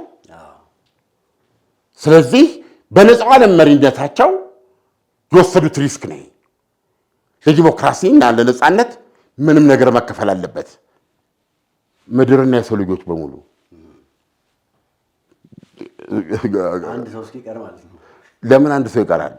እሱም እስኪጠፋ በቃ ሁላችንም የዲሞክራሲ እንትን በሚል ይሄዱታል። አሁን ባለፈው ዓርብ ላይ ያየነው ምንድን ነው? ዓርብ ትራምፕ ጋር የነበረው ሲወያይ እዛ ላይ ሲነጋገሩ እንግዲህ ጥያቄው ዘለንስኪ ነው አያትየውን ጆ ባይደን የሚመራቸው ወይስ የነጻው ዓለም መሪ ጆ ባይደን ናቸው ዘለንስኪን የሚመሩት ራሽያን ለማጥፋት የሚለውን ተመልከት። ማን ነው የበለጠ ሞቲቭ ያለው? ጉዳዩ የዩክሬን ጉዳይ ነው ወይስ ራሽያን የማጥፋት ጉዳይ ነው የሚለውን ጥያቄ ዝም ብለህ ታስቀምጠዋል። በጣም ከባድ ጥያቄ። አዎ ያን ጊዜ እዚህ ጋር ዶናልድ ትራምፕና ምክትሉ እዛ ተቀምጠው ስለ ፑቲን የማይታመኑ መሆናቸውንና ለዚህ አሸባሪ ኮምፕሮማይዝ የማደርገው ነገር የለም እያለ በተናገረበት ጊዜ አሁን ሄድን አለው። ሄድን እኮ ያኛውን አለ ገባ ተዋጋን እኮ ኮምፕሮማይዝ ብለን አረግነው እኮ ተዋጋን። ውጤቱን አንተ ከማንም በላይ ታውቀዋል። ከሞተውን የቆሰለውን የወደመውን ንብረት የሚባለውን ነገር በራስ በኩል አትሊስት ታውቀዋለህ። በዛም በኩል የደረሰውን ታውቀዋለህ። ምን እናድርግ? ሌትስ ሴይ ትራምፕ በሚሉት 1 ሚሊዮን ሞቷል እንበል። የራሽያ ወታደር 1 ሚሊዮን ሞቷል ብለን እናስብ። የእውነት ነው ብለህ ያን ፊገር እንውሰድ። በገራት የ1 ሚሊዮን ሰው መሞት ራሽያን በገራት? ወደ ሰላም እንድትመጣ አደረጋት? አዎ ፕሮባብሊ ጠቅላላ ዩክሬንን ለመውሰድ ጠቅላላ 10 ሚሊዮን ቢፈጅብኝ ነው ብለው አስበው የሚንቀሳቀስ ሲሆን ፑቲን ይህ እንጂ ፑቲን ናቸው። ወይም ደግሞ በቃ ከሆነ ይሆናል እንትን እያለብኝ ከሄደ በቃ ይዤ እጠፋለሁ። ብላክ ኤንድ ዋይት እኮ ብለዋል እኮ ፑቲን። አሁን እኮ ግራ የሚገባ ልታምንም ላታምንም መብት ነው አይደል? ነገር ግን ራሽያ የማትኖርበት ዓለም አይመስጠኝም ብለዋል። ራሽያ ማለት ቴክኒካሊ ፑቲን ማለት ነው። ገባ? እኔ እንዳልኖር የመጨረሻ ግቡ የኔ መጥፋት የኔ መንግስትና ከኔ መንግስት ጋር ተያይዞ ራሽያን ማጥፋት ከሆነ ግቡ የዚህ ጦርነት ወይ ላይ ካል አሁን ማለት በምችልበት ሰዓት ግን ያ ከመሆኑ በፊት ይዤ እጠፋለሁ ነው። እንደዚህ ነው። ስለዚህ አሁን እዛ ቦታ ላይ ዘለንስኪ ይሄን ሲናገሩ ምክትል ፕሬዚደንቱ አሁን ብዙዎች ወቅሰውታል። ምክትል ፕሬዚደንቱ ምንድን ነው ያላቸው? ሄድንበት እኮ ነው 3 ዓመት። እንግዲህ ጉዳት ማድረስ ነው አይደል? አንዱ ራሽያ ላይ ያልደረሰ ምን ጉዳት አለ? በኢኮኖሚ ደረጃ የደረሰው ጉዳት እኮ በቢሊዮን ዶላር የሚቆጠር ነው። በሀገሪቱ እድገት ህይወት ላይ በነገ እንትኗ ላይ እኮ የራሱ ተጽዕኖ ያለው ነገር ነው። የሞቱ የረገፉ የቆሰሉ የእነሱ ቤተሰቦች ገለመኔ ማስ ነገር አለ እና ይሄ ደርሷል። ዩክሬንም ላይ ደግሞ ጦርነቱ ያደረሰው አለ። ሰው አሁን ምንድን ነው የምትለን ነው? እኔ ይህንን ማንም ሰው መረዳት አለበት። እግዚአብሔርን የምሬን ነው የምነግርህ። ዝም ብለህ እንደ ቲያትር ምናምን አይተህ ለምሳሌ እኔ የምትጠይቀኝ የመጀመሪያ ስሜቴ ሀዘኔ ከእንትና ጋር ነው፣ ከዘለንስኪ ጋር ነው። ብቻውን ሆኖ ግራ የተጋባ ሰው ሆኖ የመጀመሪያ ስሜቴ ነው። ግን በልቤ ውስጥ ልብ ሰውዬ የሚያደርገው ነገር ሾኪንግ ነው። እና ምን አለው ሲመለስለት የፑቲንን ያለፈ ታሪክ ጠቀሰና ይሄ ሰውዬ የምታምነው አይደለም እንዲህ አይደለም፣ ስለዚህ መጥፋት አለበት ነው ኮምፕሮማይዝ። በቃ የጦርነቱን ዓላማ ከግማድ የጦርነቱ ዓላማ ቅድም ተነጋግረናል። በዩክሬን ጦርነት ራሽያን ማጥፋት ነው፣ የተያያዘ ነገር ነው። ዩክሬንን ነፃ ወጣ ማለት ራሽያን አሸነፍክ ማለት ነው አይደለ? ኒውክሌር ይዛ ማለት ነው። ግን እንደው በዘለንስኪ አይን የምትታየው ሩሲያ ምንድን ናት? በጣም እኮ የሚገርም ነው። አስደሳች ዜና ለኤሌክትሪክ ተሽከርካሪ ተጠቃሚዎች በሙሉ የእኛ ማይክሮ ፋይናንስ አክሲዮን የኤሌክትሪክ ተሽከርካሪዎች አቅርቦትን ከግምት ውስጥ በማስገባት ከባትሪ ሕይወት ጋር ተያይዞ ያለውን አደጋ ለመቀነስ የኤሌክትሪክ ተሽከርካሪዎች ባትሪ መተኪያ የቁጠባ አገልግሎት አቅርበዋል። የኤሌክትሪክ ተሽከርካሪዎች ባትሪ መተኪያ የቁጠባ አገልግሎት ደንበኞች ባትሪ ካለምንም ስጋት መተካት እንዲያስችላቸው ከብድር አቅርቦት ጋር የተቆራኘ ሆኖ የቀረበ ነው። ሂሳቡ ሲከፈት በየወሩ የሚሰላ 10.5% ዓመታዊ ወለድ ይታሰብበታል። ተቋሙ የኤሌክትሪክ ተሽከርካሪዎችን በመያዣነት በማስመዝገብ እስከ 200% የሚደርስ የባትሪ ምትክ ብድር ይሰጣል። ከሰኞ እስከ እሑድ ከጠዋቱ 2 ሰዓት እስከ ምሽቱ 2 ሰዓት አገልግሎት በሚሰጡት ሁሉም ቅርንጫፍ ቢሮዎቻችን ምሳ ሰዓትን ጨምሮ እናገለግሎታለን። ይምጡ፣ በልዩ እንክብካቤ እርስዎን ለማገልገል ዝግጁ ነን። ዋና መስሪያ ቤት አብይ ቅርንጫፍ ቀበና ወደ ቤላ በሚወስድ መንገድ የፌዴራል ቤቶች ኮርፖሬሽን ህንፃ ምድርና አንደኛ ፎቅ ላይ። ሌላው ቅርንጫፋችን መገናኛ ግሬስ ሲቲ ሞል አንደኛ ፎቅ፣ እንደዚሁም ፊጋ ቅርንጫፍ ከፊጋ ትራፊክ መብራቱ ወደ ሲኤምሲ ሚካኤል በሚወስድ መንገድ ላይ ያገኙናል። ስልክ ቁጥር 0982411111 ወይም 0960506006 ወይም 11 ይደውሉ። የኛ ማይክሮፋይናንስ፣ የኛ ለሁሉም። እዚህ ጋር ላሳይ ነው ዘለንስኪ ሲከራከሩ። ስለዚህ ይህንን መቀጠል እንዳለብን ነው የሚያስቡት። ባይዘወይ ይሄ እዚህ ጦርነት ፍጻሜው ገና ነው ብሎ ዘለንስኪ በተናገረው ላይ ተመርኩዘው በማህበራዊ ገጻቸው ላይ ቶታል ዶናልድ ትራምፕ እኔ አንድ ሳን አድርገው ችልም ሰው ብሎ አቅርቧል። ይሄ ጦርነት ገና ነው፣ ጦርነቱ ይቋጫል ማለት መቋጫው ገና ነው የሚል ነው ዘለንስኪ እንትን ያለው ሰው። አሁን የዛን ቀን አድርገው ነው አርጊመንት ማድረግ ነው። እና ዲፕሎማሲ የምትለኝ ምን ማለት ነው? ምን ማለት ነው ዲሞክራሲ? ዲፕሎማሲ ስትለኝ ከፑቲን ጋር እንዲህ ነው እኮ እያልኩ እየነገርኩ ነው። ኖ ኮምፕሮማይዝ፣ ከሱ ጋር ዲፕሎማሲ የለም። በጦርነት ብቻ ነው መፈጸም ያለብናል። ለጊዜው አለ እናንተ ውቅያኖስ አላችሁ የሚከልላችሁ። ውቅያኖስ ባይኖር እናንተ ነው የሚመልስ። ኖ ዩ ቲንክ ዩ አር ሴፍ። እናንተ አሜሪካኖች የዓለም መሪዋ ማለት ነው።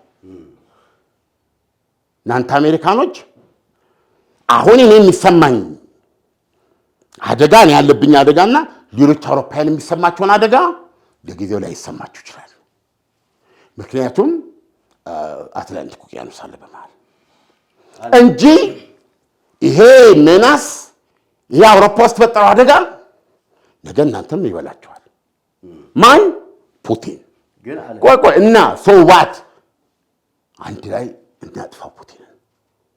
ብቸኛ መንገድ ይሄ ነው ብሎ እኮ ለማሳመን ነው እዛ ያለ። ስለዚህ እዛ ላይ ሳየው ከዚህ በፊት እኚህን ደካማ ሰው እያናገር በነበረበት ጊዜ እሱ ነው አሳምኗቸው የሚወጣው ወይስ ጆ ባይደን ናቸው አሳምነው የሚወጡት ቢሆን እኛም ጥያቄ ምልክታለኝ። ስለዚህ አሁን እስካሁን ኔቶን የመራው ባይደን ናቸው ወይስ ዘለንስኪ ነው የሚለው ጥያቄ አለ።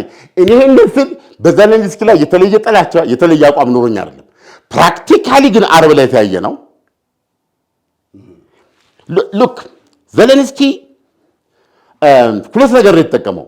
ወይ ማንም ሰው በዶናልድ ትራምፕ ላይ መተማመን አይችልም። እኔም የዚህ እንትን ነኝ። ነገ ደግሞ ምን በላይ ያመጡብን ይሆን ብዬ ምሰጋቸው ናቸው። ግን ኢንትሩዝ በዛ ቀን የተደረገውን ሆነ ስትመለከት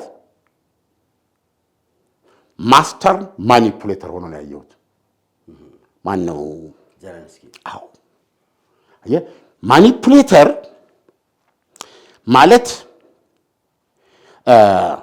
ኢጎን ይሄ የእኔነት ሻኛህን የሚያሻሽ ሰው ነው። ገባ? ከንቱነት ደግሞ ታውቃለህ። እኔ ያልኩት መሬት ጠብ አይልም ብለው ጠንቋይ ለመሆን የሚዳዳቸው ሰዎች አሉ። እነሱ ያሉ እኔ ፕሮባብሊ እዛ ውስጥ ልሆን እችላለሁ ራሴ በባህሪ እኔ ያልኩት ካልሆነ ዓለም ይጠፋል ብዬም ማሰብ ልሆን ይችላል። ሰዎች ብዙ ቫኒቲ አለ። እነሱ በተራመዱበት ቦታ ላይ ሁሉ እንደዚህ ጽጌረዳ አበባ ካልተነሰነሰ የሚሉ ሰዎች አሉ።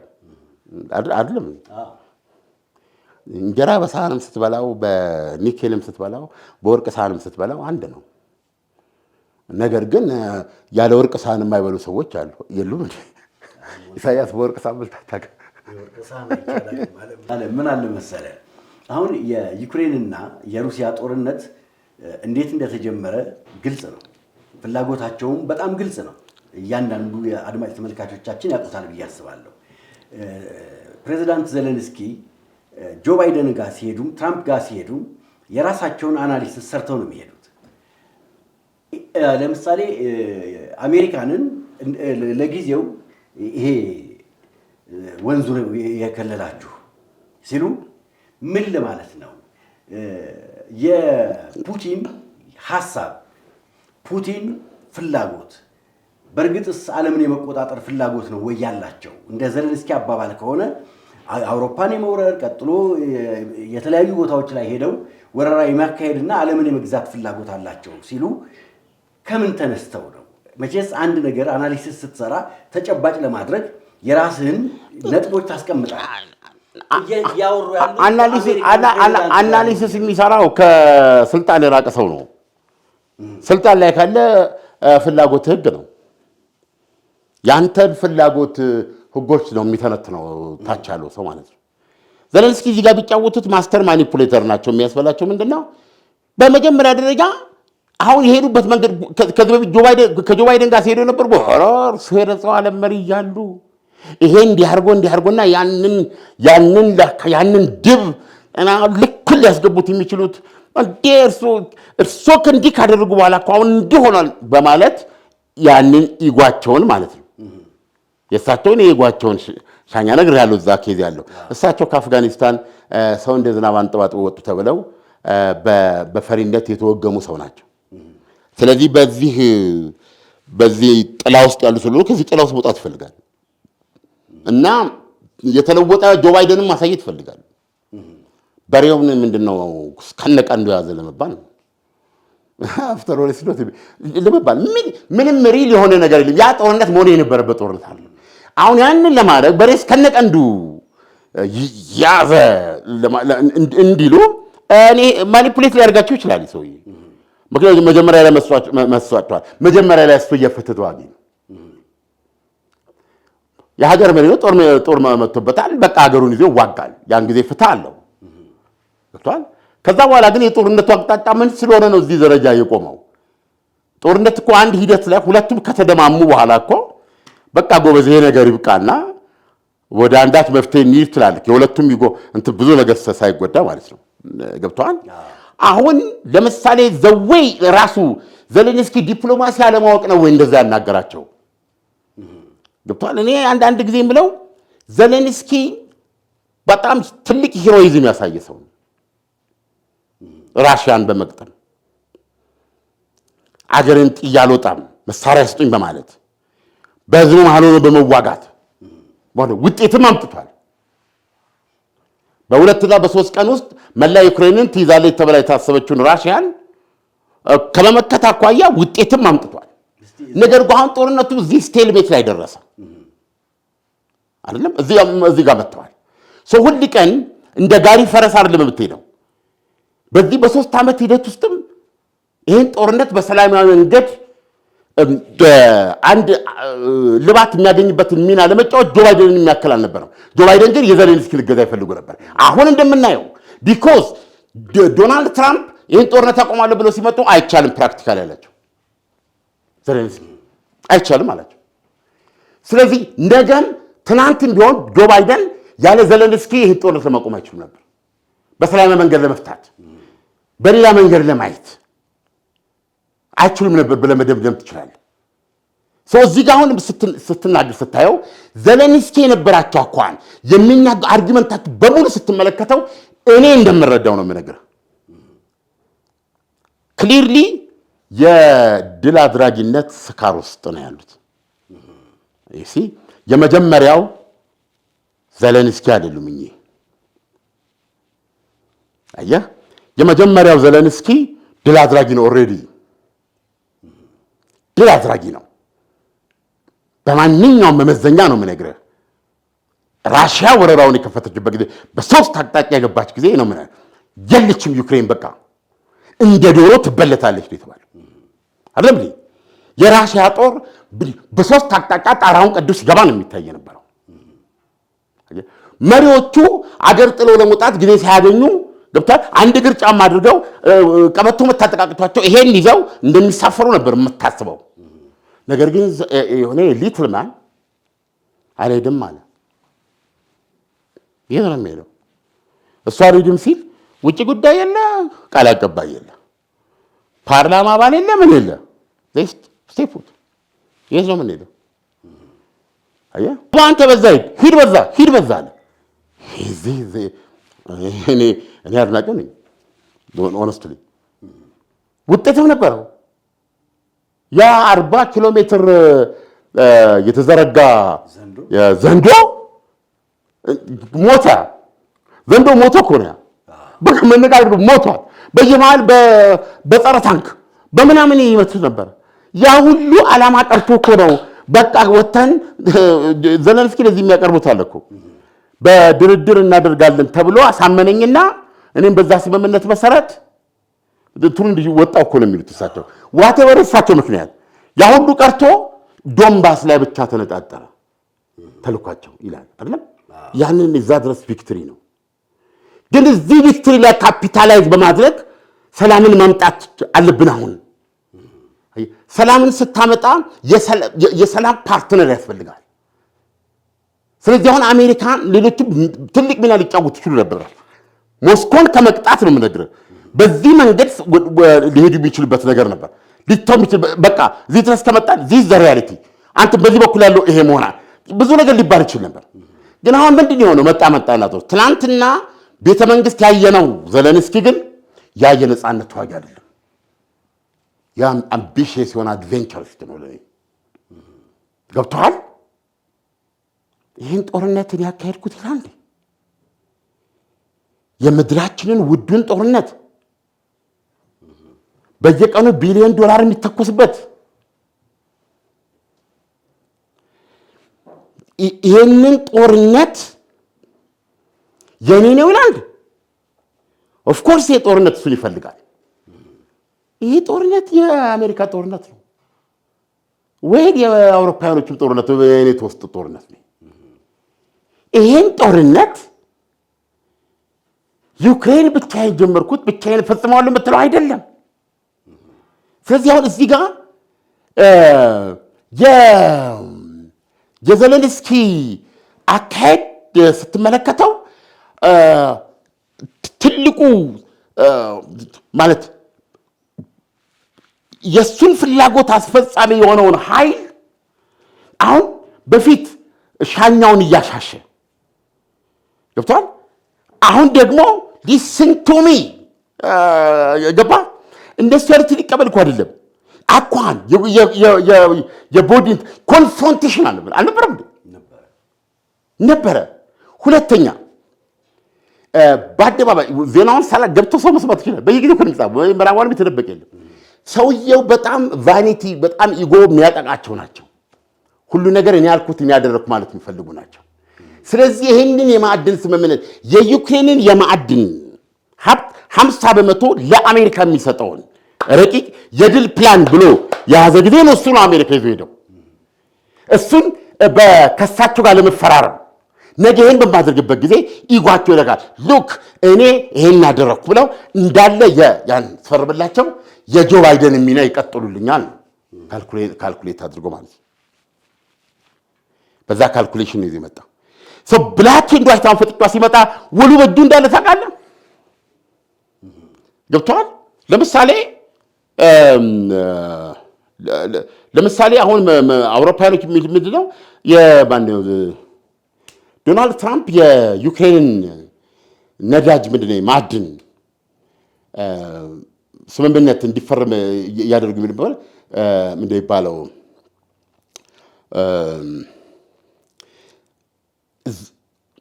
ደንበኛ የቅኝ ገዢ ዘረፋ ነው። ይሄ ኤክስቶርሽን ነው የሚሉት። ይሄ በሁለት በሰለጠነ ዓለም ውስጥ በአንድ የዲሞክራሲና የነጻነት ቀንዲል ነኝ የምትል ሀገር የምታደርገው አይደለም። በጦርነት ውስጥ ያለን ህዝብ በዚህ መንገድ የተፈጥሮ ሀብትን አምጣ፣ ይሄን ካላመጣ ይሄን ፈርም ብለው ራሳቸው አውሮፓውያኖቹ የሚናደዱበት ድርጊት። ቆይ የማታውቀው ነገር ግን የሱ ጌም አለ። አሁን እሱ ምንድን ያደረገው እዛ ላይ ብዙ ተደረገው። መጀመሪያ ላይ ከኛ ለወሰዳችሁት $500 ቢሊዮን ዋጋ አድርጌ ነው የምወስደው ብለዋል። እሷን አይቻልም ተብሎ እሱ ቀርቷል። ከዛ በኋላ ደግሞ ይሄ ከዚህ በኋላ ትከፍላለች፣ በጋራ ያለማሉ። ከዛ የሚገኘው ራሽያ መክፈል ያለባት አሜሪካ መክፈል ያለባት ገንዘብን በሀገሪቱ መልሶ ግንባታ ተብሎ በሚቋቋም ከረጢት ውስጥ ይቀመጣል ገንዘቡ። ዩክሬንም ከዚህ የምታገኘውን በከፊል እዛ ውስጥ ታስገባለች ነው ስምምነቱ። ይሄ ውሉ እኮ ነው የማዕድን ውሉ። ይሄ አይደለም አሁን ዘለንስኪ የፈለጉት። ዩክሬን ጦርነቱን አንደኛ የደህንነት ዋስትና የሚሉት አሜሪካም በኃላፊነት ውሰጂና የኔቶ አባል እንደረግ ነው። ከዛ በኋላ የኔቶ አባል ከሆነ ይሄ የመጀመሪያው ነው። የኔቶ አባል ደግሞ ማንሆን ከሆነ አሜሪካ በቀጥታ እዚህ ጦርነት ውስጥ እንደምትሳተፍ ከዚህ በኋላ ራሽያ የሆነ የተኩስ አቁም ቢደረግ እና መልሳ ለማጥቃት ብትመጣ በሚል ማለት ይሄን ተጽፎ ይግባልኝ ነው። አዎ ይሄንን ማለቱ አይደለም። ሆዳቸውን ይዟቸዋል። ስምምነቱን ይዞት የተመለሰ ዶናልድ ትራምፕ እኮ ደግሰዋል። ምሳ አለ፣ ጠላ በቅምጫና ተቀምጧል ሊጠጣ። ቅምጫ ነው ያሳቀኝ። ድግስ ጥለ ሰው ሳይመጣ ቀርቶ ድግስ ሳይበላ አይቀርም። ሁሉ እኮ ተደርጓል። እዛ ምስራቅ ክንፍ አነሳኝ በእንትን ክንፍ ሁሉ ነገር እኮ በጋሪ እየሄደ ምግብ ሁሉ ልፍ ይል ነበር በመሀል አይቶ እኮ ተደርጓል። ሁሉ ነገር ተበልቶ ወጥቶ ዋንጫ ተጋጭቶ ምናምን ያችን ሊፈርሙ እንትን አላቸው። ምንድን ነው እቺ እሱ ግቦ ነች፣ እሱ ሀሳብ ነች የዘለንስኪ ነገር። ግን ነግሯቸዋል እዛው ከዛ ሲመጣ ይህን ዋስትና ይሰጡኛል አይሰጡኝም ጠይቃቸዋለሁ አለ። ይህን አልሰጥም ካሉ የሚፈርም ነገር የለም ብሏል። እዩንም መልሶ ብሏል። አየህ እኛ እንደምናስበው በጭቆና ውስጥ ብቻ ያለ ሰው አድርገን አይደለም ማየት ያለብን። ገብቶሃል? ለራሱ ፍላጎት ሰዎችንም የማስጎንበስ አሜሪካንንም ለራሱ በጣም የሚሄድ ሰው ነው ያየው። ስለዚህ ይሄኛው መንገድ እንትን ስለ አሁን ጌም ነው። እናንተም ጋር ነገ ይመጣል። እቺ ድሮ በእንትን ጊዜ ብዙ የተባለች በሁለተኛው ዓለም ጦርነት ያኔ ናዚን የምንድን ነው ቼኮስሎቫኪያ ሱትላንድ ነው እሱን ያለ ጊዜ እንትን የወሰደ ጊዜ ገጥመነው ቢሆን ኖሮ ሁሉ ነገር አይመጣም። ከዛ በኋላ እኮ ሙሉ በሙሉ ፓሪስ ተይዛለች፣ ፈረንሳይ ተይዛ ነበር አይደለም እንዴ? እንግሊዝ እኮ ነዳለች። የመጀመሪያው ሚሳኤል እኮ ዛሬ የምናየው ሮኬት የምንሄድበት የሚሳኤል ቴክኖሎጂ የተመረቀው እኮ እንትና ላይ ማን ነው? እንግሊዝ ላይ እኮ ነው የተመረቀው መጀመሪያው። አዎ ከጀርመን አሁን ሰው አልባ ምንድን ነው? አሁን ሰው አልባ ምንድን ነው? ሲበር አይደል እንዴ? ሲበር መጥቶ እኔ እናንተ እዚህ ብንዋይበት ላይ ፈነዳ ፈንጂ ያለው ከላይ ያነደናል። ይሄ ኤግዛክትሊ ይሄ ማለት ነው። ጀርመን በዛ እንግሊዝን እኮ አንድታታለች። ፓይለት የለም ያልመጠና ድብ ይላል። ገብቷል? ያ ነው ሮኬት። የሮኬት ቴክኖሎጂ መሰረቱ እንዳለ ጀርመን ያን ሁሉ በላስ እስከ ሰሜን አፍሪካ ድረስ መጥተው ተጫርሰው 70 ሚሊዮን ሰው አልቋል።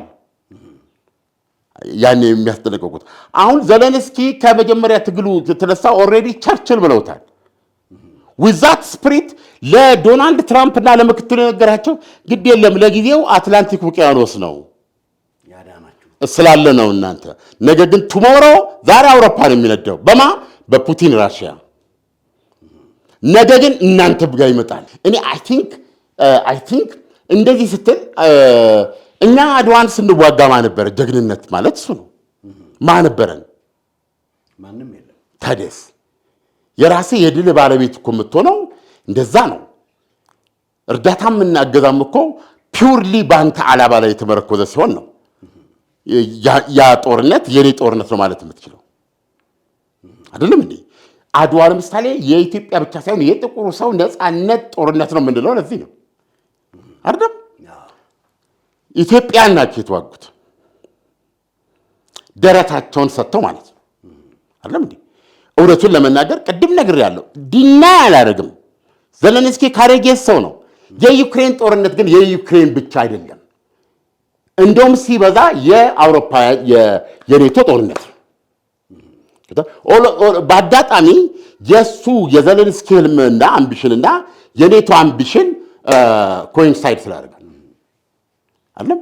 አሁን ኦሎፊሳደን እዚህ ጋር የመጣው የአሜሪካ መሪ በዛ ቦታ መሄድ መቀጠል አልችልም ማለት ነው። ትላንት ያስኬዱት መንገዶች እኔ ያስኬዱኝ ማለት ዲሞክራሲ ማለት ነው። ዲሞክራሲ ምንድን ደግሞ ሌላ ይሄ እኮ ያንተ ሀገር ነው። ሰዎች እኮ እያለቁ ነው። በየቀኑ ጦር ሜዳ ላይ እየሞትክ ነው። በየቀኑ ሰፈር ትይዛለች ራሽያ። በየቀኑ መሬት እያጣ ነው። አገር የወደመው ወድሟል። አንድ የተነሳ ነገር የለም።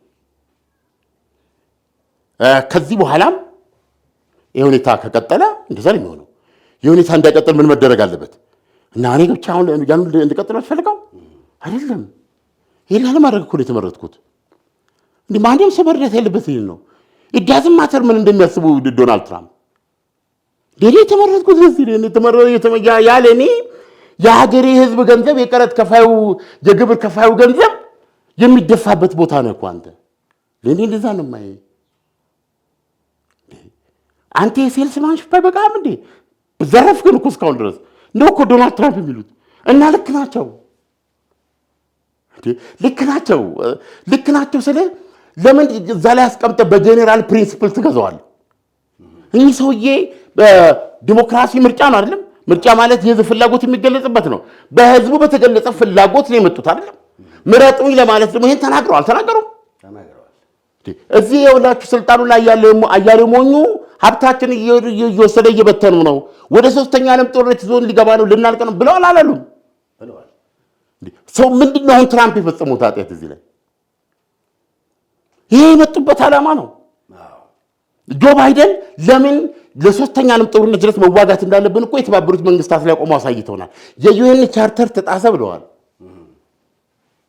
የዩኤን ቻርተር ተጣሷል ብለዋል። አሜሪካ የዩኤን ቻርተር ጥሳ አታውቅም። እሳቸው በኖሩበት አራት የስልጣን ዘመን ያልጣሱት ምንም ነገር የለም። ዩሲ እንደዛ አይነት ነገር ነው የነበረው። በዚህ ጊዜ ይሄን ነው እየነገሩት ያሉት። ስለዚህ እኔ ልረዳ የምችለው ጦርነቱን ላስቆም ግን እረዳለሁ። ጦርነቱን ለምን እንደምታስገ ሎጂክ አላቸው። ዶናልድ ትራምፕን በመደገፍ አይደለም እኔ ሎጂክ አላቸው። ማቅ የሚለብሱ ዩክሬናውያን ቁጥር ጨምሯል በየቀኑ። እኔ እናንተ እዚህ ስናወራ ዩክሬናውያን እየሞቱ ነው። ዋቴቨር ይሄን ያህል ሬሳ ተከምሯል። አገርን እያጣ ነው። ፈጥነ ካልተንቀሳቀስክ ሙሉ አገር ልታጣ ትችላለህ። ስለዚህ እኔ ምን ላደርግልህ ነው የምችለው? እሺ በለኝ፣ ሰላም እፈልጋለሁ በለኝ። ብዙ ርቀት ስለመጣን 3 ዓመት ስለመጣን የምታጣው ነገር አለ፣ የምታገኘውም ነገር አለ።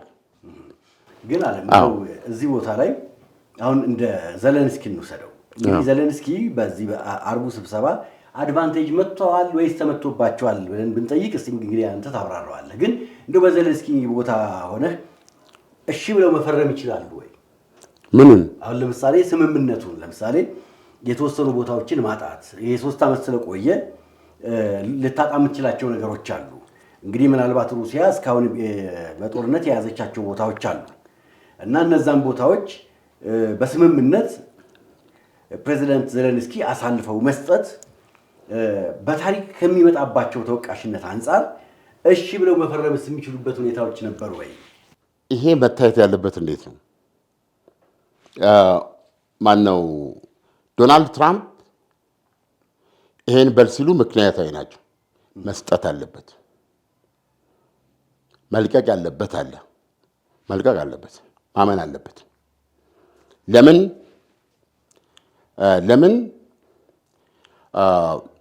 በውስጡ ብዙ ነገሮች አሉ። እንደነገርኩህ የጆ ባይደን የመጀመሪያ አቋም ጆ ባይደን የራሷ የዲሞክራቶች አሜሪካ ትልቅ ጠላት ናቸው። ራሱ የዩክሬን ጦርነት የአሜሪካ ስሪት፣ አሜሪካ ዳይሬክትሊ ኢንተርፊር ያደረገችበት ሀገር ነው። የኔቶ አባል ሁኑ ብቻ ሳይሆን እዛ ሀገር ውስጥ በርካታ የዲሞክራሲያዊ እንቅስቃሴዎች የሚባሉ ያን በህዝብ የተመረጠ መሪ እኮ ሸሽቶ ሮጦ ራሽያ ገብቷል። ደጋፊ ራሽያ ነው ተብሎ ማለት ነው አይደለም እንዴ? ፑቲንም እኮ ደጋፊ ምዕራብ ነው ተብሎ ሮጦ ቢሄድም ሁለቱን መቀበል አለበት። ዞሮ ዞሮ የህዝብ ውሳኔ የሚገዛቸው አልነበሩም። ስለዚህ የምዕራባውያን ኢንተርፌረንስ ነው አይደለም። አሁን ጆ ባይደን ጋር የምናየው ምንድን ነው? ጆ ባይደን ስለ ቤላሩስ እየተናገሩ አይደለም። ቤላሩስ እንደ ራሷ የጆ ባይደን የዶናልድ ትራምፕ ራስ ምታት አይደለም። ስለዚህ አሁን የመጣው የትናንት አሜሪካ ኢዝ ጎን ነው እያሉት እኚህ ሰውዬ የትናንቷ አሜሪካ ነች ከራሽያ ጋር በዚህ መንገድ ጦርነት እንድትገጥምና ይህን ሁሉ እንድታጣ ያደረገች የትናንቷ አሜሪካ ነች። አሁን የትናንቷ አሜሪካ የለችም። ግን አንድ ነገር ማድረግ እችላለሁ ነው ያንተ ጦርነቱን ማስቆም እችላለሁ። ጦርነቱ ሲቆም እንዲህ ማድረግ እችላለሁ ነው። ምርጫ ነው ያላቸው። ስለዚህ አሳልፌ እሰጣለሁ ብለው የሚያስገድዳቸው የለም። ነገር ግን ይህን ጦርነት ካሁን በኋላ የምትዋጋ ከሆነ you are on your own ማለት ነው። ስለዚህ ይመስለኛል ደግሞ ይሄንን ዘለንስኪ ተቀበለው ነው የወጡት። ስህተት አይደለም የዘለንስኪ አቋም። ይሄን ጦርነት ለፑቲን አሳልፌ ከፑቲን ጋር አልቻቻልም፣ በሌላ አነጋገር ከፑቲን ጋር ሰላም አልቀመጥም። ስለዚህ ውጊያውን እቀጥላለሁ። ውጊያውን እንዴት እቀጥላለሁ? አውሮፓን ይዤ ነው ኦልሞስት ያሉት። ዛትስ ፖሲብል። ይሄን ማድረግ ከቻሉት ትክክል ናቸው ብዬ ነው የማስበው። ዶናልድ ትራምፕ ደግሞ ዛሬ ወሰዱትን እርምጃ መውሰዳቸውም ትክክል ነው ብዬ ነው የማስበው። ፕራክቲካሊ ዛሬ አሜሪካ ለዩክሬን ስትሰጥ የነበረውን ወታደራዊ እርዳታ አቁማለች። ስትሰጥ የነበረውን የስለላ መረጃ አቁማለች። የስለላ መረጃ ማለት በጥቂቱ በአጠቃላይ ይሄንን ውጊያ ስታደርግ ይሄ በሰው አልባ የምትመታው በረጃጅም ሚሳይሎች ኤቭሪቲንግ ኢላማውን ማርክ የምታደርገው እነዚህ ሁሉ ከሳተላይት መሬትና ከሳተላይት በሚደረግ ስለላና ቅኝትና እንዲሁም ምንድነው ወታደራዊ ኢላማ የማድረግ እነዚህ የሚተኮሱ ከባድ ሚሳይሎች ሁሉ የሚተኮሱት ኢቭን ስቶርም ሻዶ ጭምር የምታስተኩሰው ይሄን የምትሰራው አሜሪካ ናት። አታካም ልክ ሩሲያ እንደወሰደች ኢሚዲየት ነው ከጥቂት ጊዜ በኋላ ተጠቅማበታል። ሩሲያ ደግሞ አታካምን ለመጠቀም የሳተላይት ቴክኖሎጂ ያስፈልገዋል። ይሄንን ነገር መጠቀም የምትችሉ በአውሮፓውያኖቹ ቤዚካሊ አሜሪካኖች ናቸው የሚተኩሱት። ስለዚህ ይሄ ሁሉ እንደዛ አይነቱ ነገር የለም። መርሳ አሁን ምንድነው መረጃ ማለት ለሚለው አንድ ትልቅ ማሳያ ነው። የጥቁር ባህር መሪ የጦር መርከብ ሞስኮቫ ለጠቅላላ እዛ ላሉ ለጥቁር ባህር ኃይል የአየር መከላከያ ያለ የጠላትን አውሮፕላኖች ሚሳይሎች መከላከያ ያላት ኒውክሌር ጭምር መተኮስ ትልቋ መርከብ ናት። እሷን ያሰመጧት ኤግዛክትሊ ቦታዋን ፖዚሽኗን ኤቭሪቲንግ ሰታ አስተኩስ ያስመታቸው አሜሪካ ራሴ እኔ ነኝ ብላ ገልጻለች። እንደዚህ አይነት አገልግሎቶች ኖ ሞር ገብተዋል። ሁለተኛ ወታደራዊ እርዳታ ያቆማል። አሁን አውቶማቲካሊ $1 ቢሊዮን መሳሪያ ይነካል ይላል ዜናው። ይነካል ኦልሬዲ። ለምሳሌ ወደ ዩክሬን እየሄደ ያለ በአውሮፕላን እየተወሰደ ያለ መሳሪያ ካለ አውሮፕላኑ ዞሮ ይመጣል። ኢፌክቲቭ ነው ከዛሬ ጀምሮ። እንደገና ከዚህ ቀደም ተራግፈው ፖላንድ ውስጥ ነው የሚራገፉት በጋዛ ውስጥ ከፖላንድ በባቡር በምናምን የሚገቡት ከዚህ ደቂቃ በኋላ ፖላንድ ውስጥ በጦር ግምጃ ያለ በሙሉ የዩክሬን አይደለም፣ አይገባም። ከዛ አሁን ካሁን በኋላ ኢሚዲየት የሆነ የጦር ግንባሩ ላይ ተጽዕኖ የሚያሳድር ውሳኔ ነው የወሰዱት። እነዚህ ሁለቱ ወስደዋል። እና ምንድን አልቲሜቲቭ ምንድን ነው ይሄ የሚነሳበት ስትል ማን ነው ዘለንስኪ የዩናይትድ ስቴትስ አሜሪካን ፕሬዚደንትን በሚያረካ ሁኔታ ለሰላም ዝግጁ መሆኑን እና ተጨማሪ በዚህ ዜናም ባሁን ተጨማሪ ምን ጊቫፕ ሊያደርግ እንደተዘጋጀ ምንን ይቅርብኝሽ ይሄን ተዋለው የሚለውን ነገር እስኪያሳውቅ ድረስ ይሄ ይቀጥላል። ሁለተኛ አሜሪካ ከዚህ በኋላ ይህ ሰውዬ ለዩክሬን ያገለግላል ብላ አታምንም። ስለዚህ ሌላ አመራር መምጣት አለበት የሚል ቅድም የሰጠውን ሁኔታ አድርጎ ካለ እሱ ደግሞ ብሎ ተጠይቆ ለንደን ላይ ሲጠየቅ ይቅርታ ምንበት ምንም ምክንያት የለም የሚታየኝ ይቅርታ የሚያስብለኝ ነገር የለም ብሏል። ነገር ግን አሜሪካ ላይ እንፈልጋለን ብሏል። ገብቷል። ስለዚህ አሁን ከይቅርታም ባለፈ የዩናይትድ ስቴትስ አሜሪካንን መሪ በሚያረካ ሁኔታ ለሰላም ዝግጁ ሆኑ እና ምን ነገሮችን ለመተው ለምሳሌ ምን ማለት ነው ይሄን ብለህ ብትጠይቀኝ መከላከያ ሚኒስትሩ ፔት ሄግሴት የሙኒክ ስብሰባ ላይ ባለፈው እዛ ላይ ሄዶ በዩክሬን በሙኒክ ስብሰባ ላይ በዩክሬን 50 ሀገሮች አሉ የዩክሬን አጋር የሚባል አውሮፓ እንደዚህ ጨምሮ በእነሱ ስብሰባ ላይ የተናገረው ዩክሬን ወደ ቅድመ 2014 የግዛት አንድነቴ እመለሳለሁ የሚልና ይሄንንም ለማስመለስ ተዋግቼ አስመልሳለሁ የሚል ተስፋ እንዳይኖራት ገብቷል። ይሄ ማለት አንበሳ ሮብና አርብ ይጾማል ማለት ነው እንደማለት ነው ብሎ ተናግረው እዛ ሄዶ ሰውን ቴክኒካሊ ምን እንዲል እንደሚፈልጉ ነግረውታል። ክሬሚያን እርሳ ነው 2014 ላይ የተወሰደችው ክሬሚያ ነች።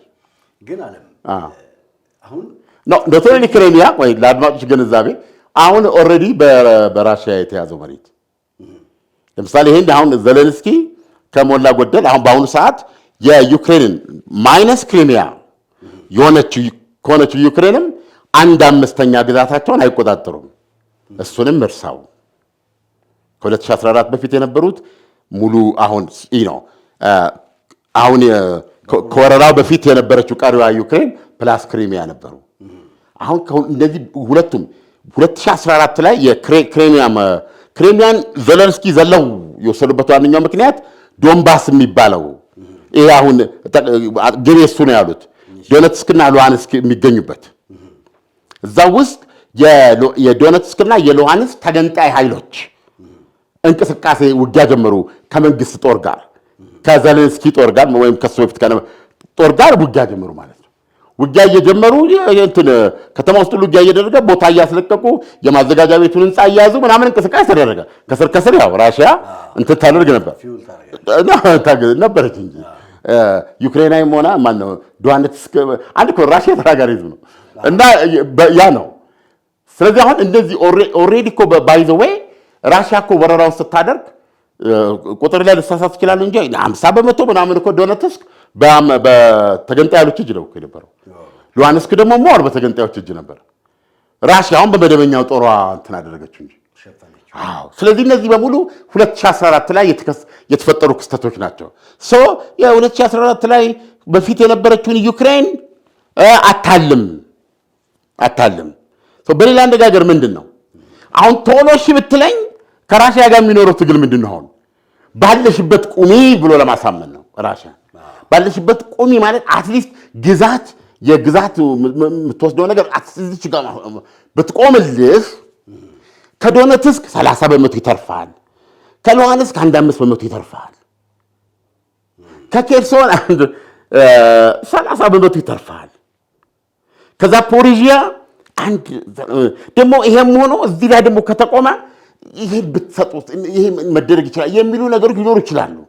ሳም ፕሌስስ ልታገኝ ትችላለህ የሚል ነው እኮ የዶናልድ ትራምፕ አካሄድ። አለዚያስ በየቀኑ የራሽያ ጦር ዳዴ እያለ ወስዷል ያንን መሬት። የምፈልገው ይሄን ማለት ለምሳሌ አሁን ጥይት እንደ ዝናብ ነው የሚዘንበው በሩሲያና በዩክሬን መካከል ማለት ነው። ስለዚህ አሁን ይሄ በሆነበት ቦታ አሜሪካ ማናቸውን የጦር እገዛ መሳሪያዎቹንም ሆነ የመረጃ እገዛ ማትሰጥ ከሆነ ዩክሬን እስከምን ድረስ መሄድ ትችላለች? የአሜሪካንን ድጋፍ ከአውሮፓውያኖች ማግኘት ይቻላል ወይ? አውሮፓውያኖችስ እየተናገሩ እንዳለው ሰራዊታቸውን አሰልፈው ወደ ዩክሬን ምድር ገብተው ጦርነት ይከፍታሉ። አንድ ስለ አውሮፓ አንድ ነገር በማለት መመለስ እፈልጋለሁ። እንግሊዝ ከአውሮፓ ህብረት ለምን ወጣች?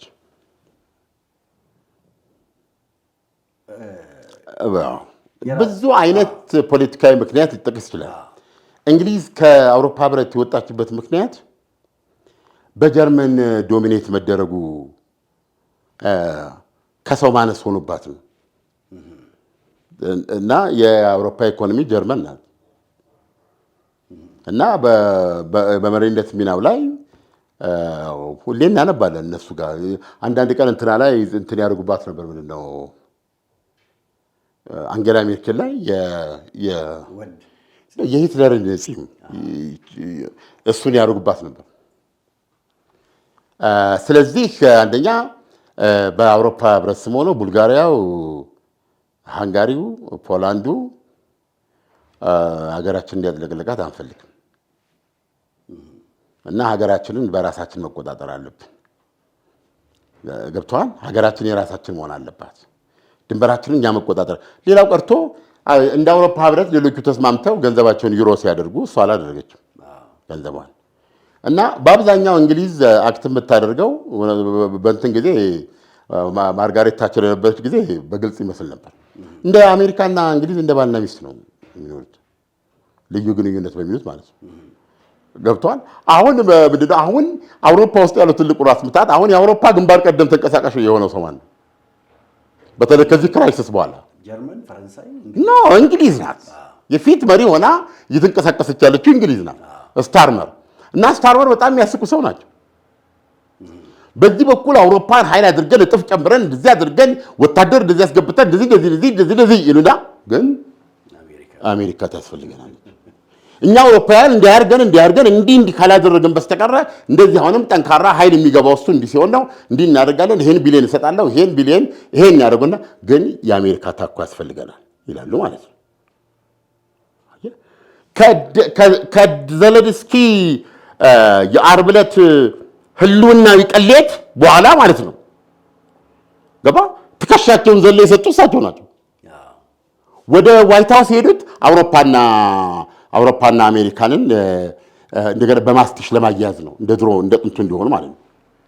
አሁን ዛሬ ዋናው ለዩክሬን እና እቅዱ ባለ 4 ስቴፕ ምናምን ያሉት መግለጫ ወጥተዋል።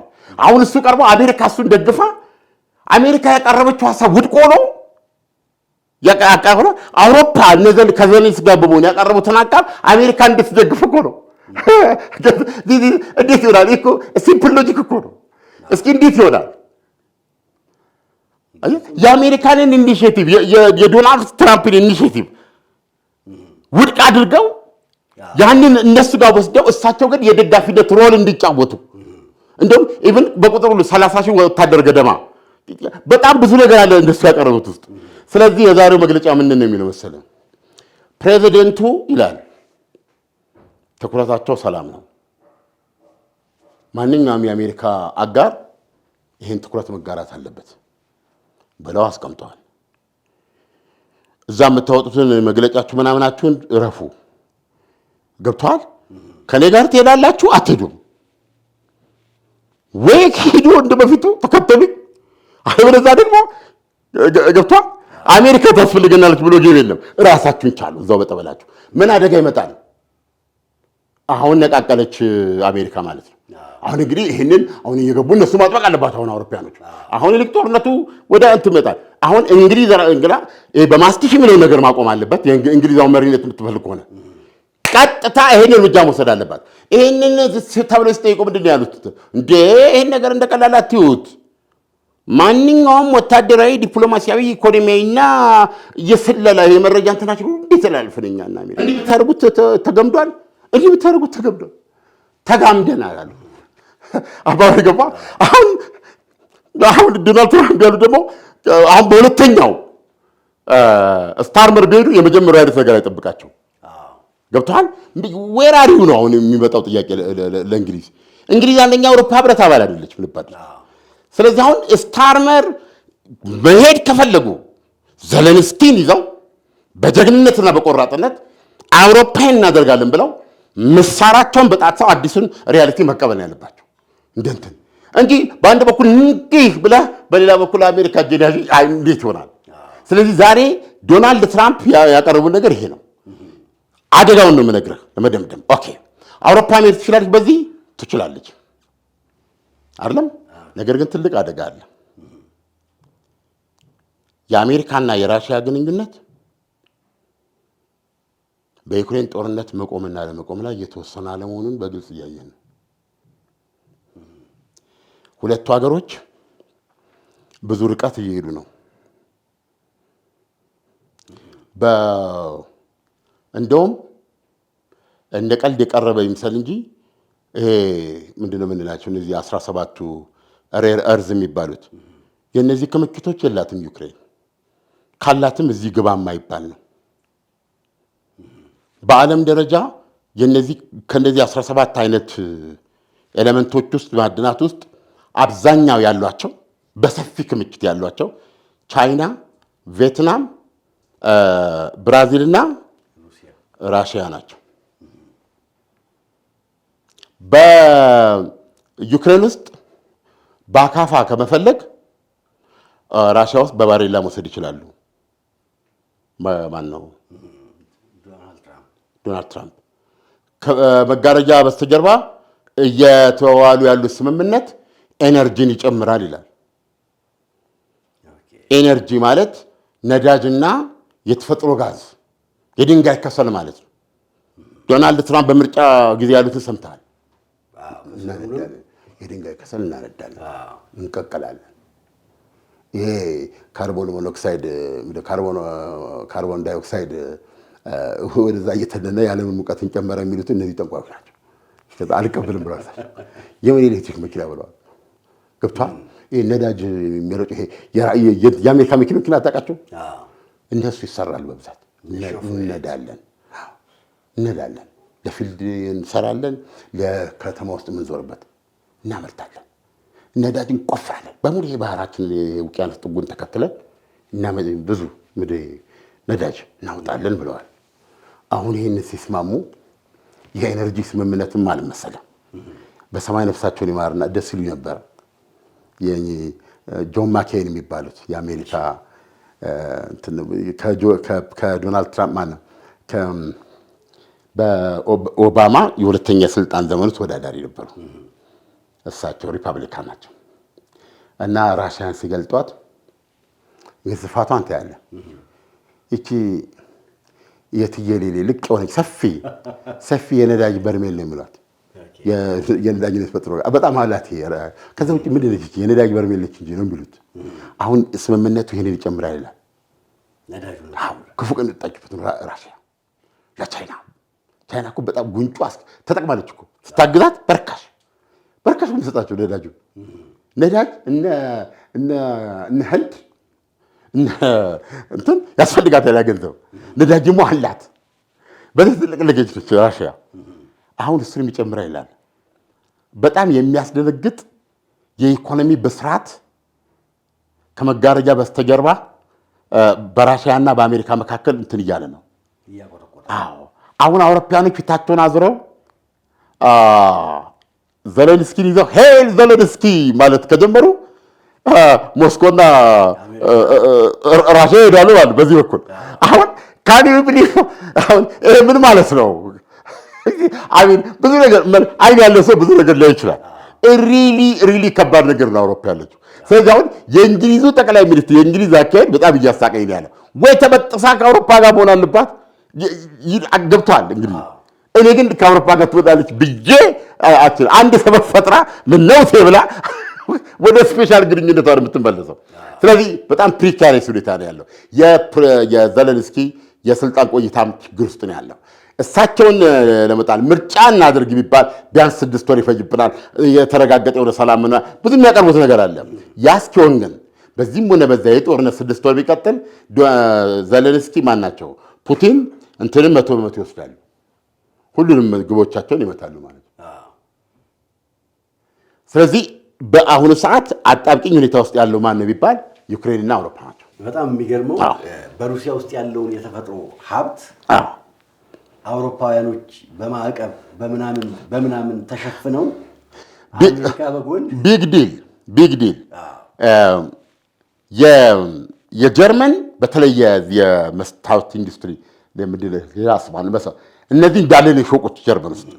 ምክንያቱም በጣም ኢንተንሲቭ ነው፣ ይሄ ጋዝ የሚፈልግ ነው። ስለዚህ ምን ነበር የሚባለው ኖርድ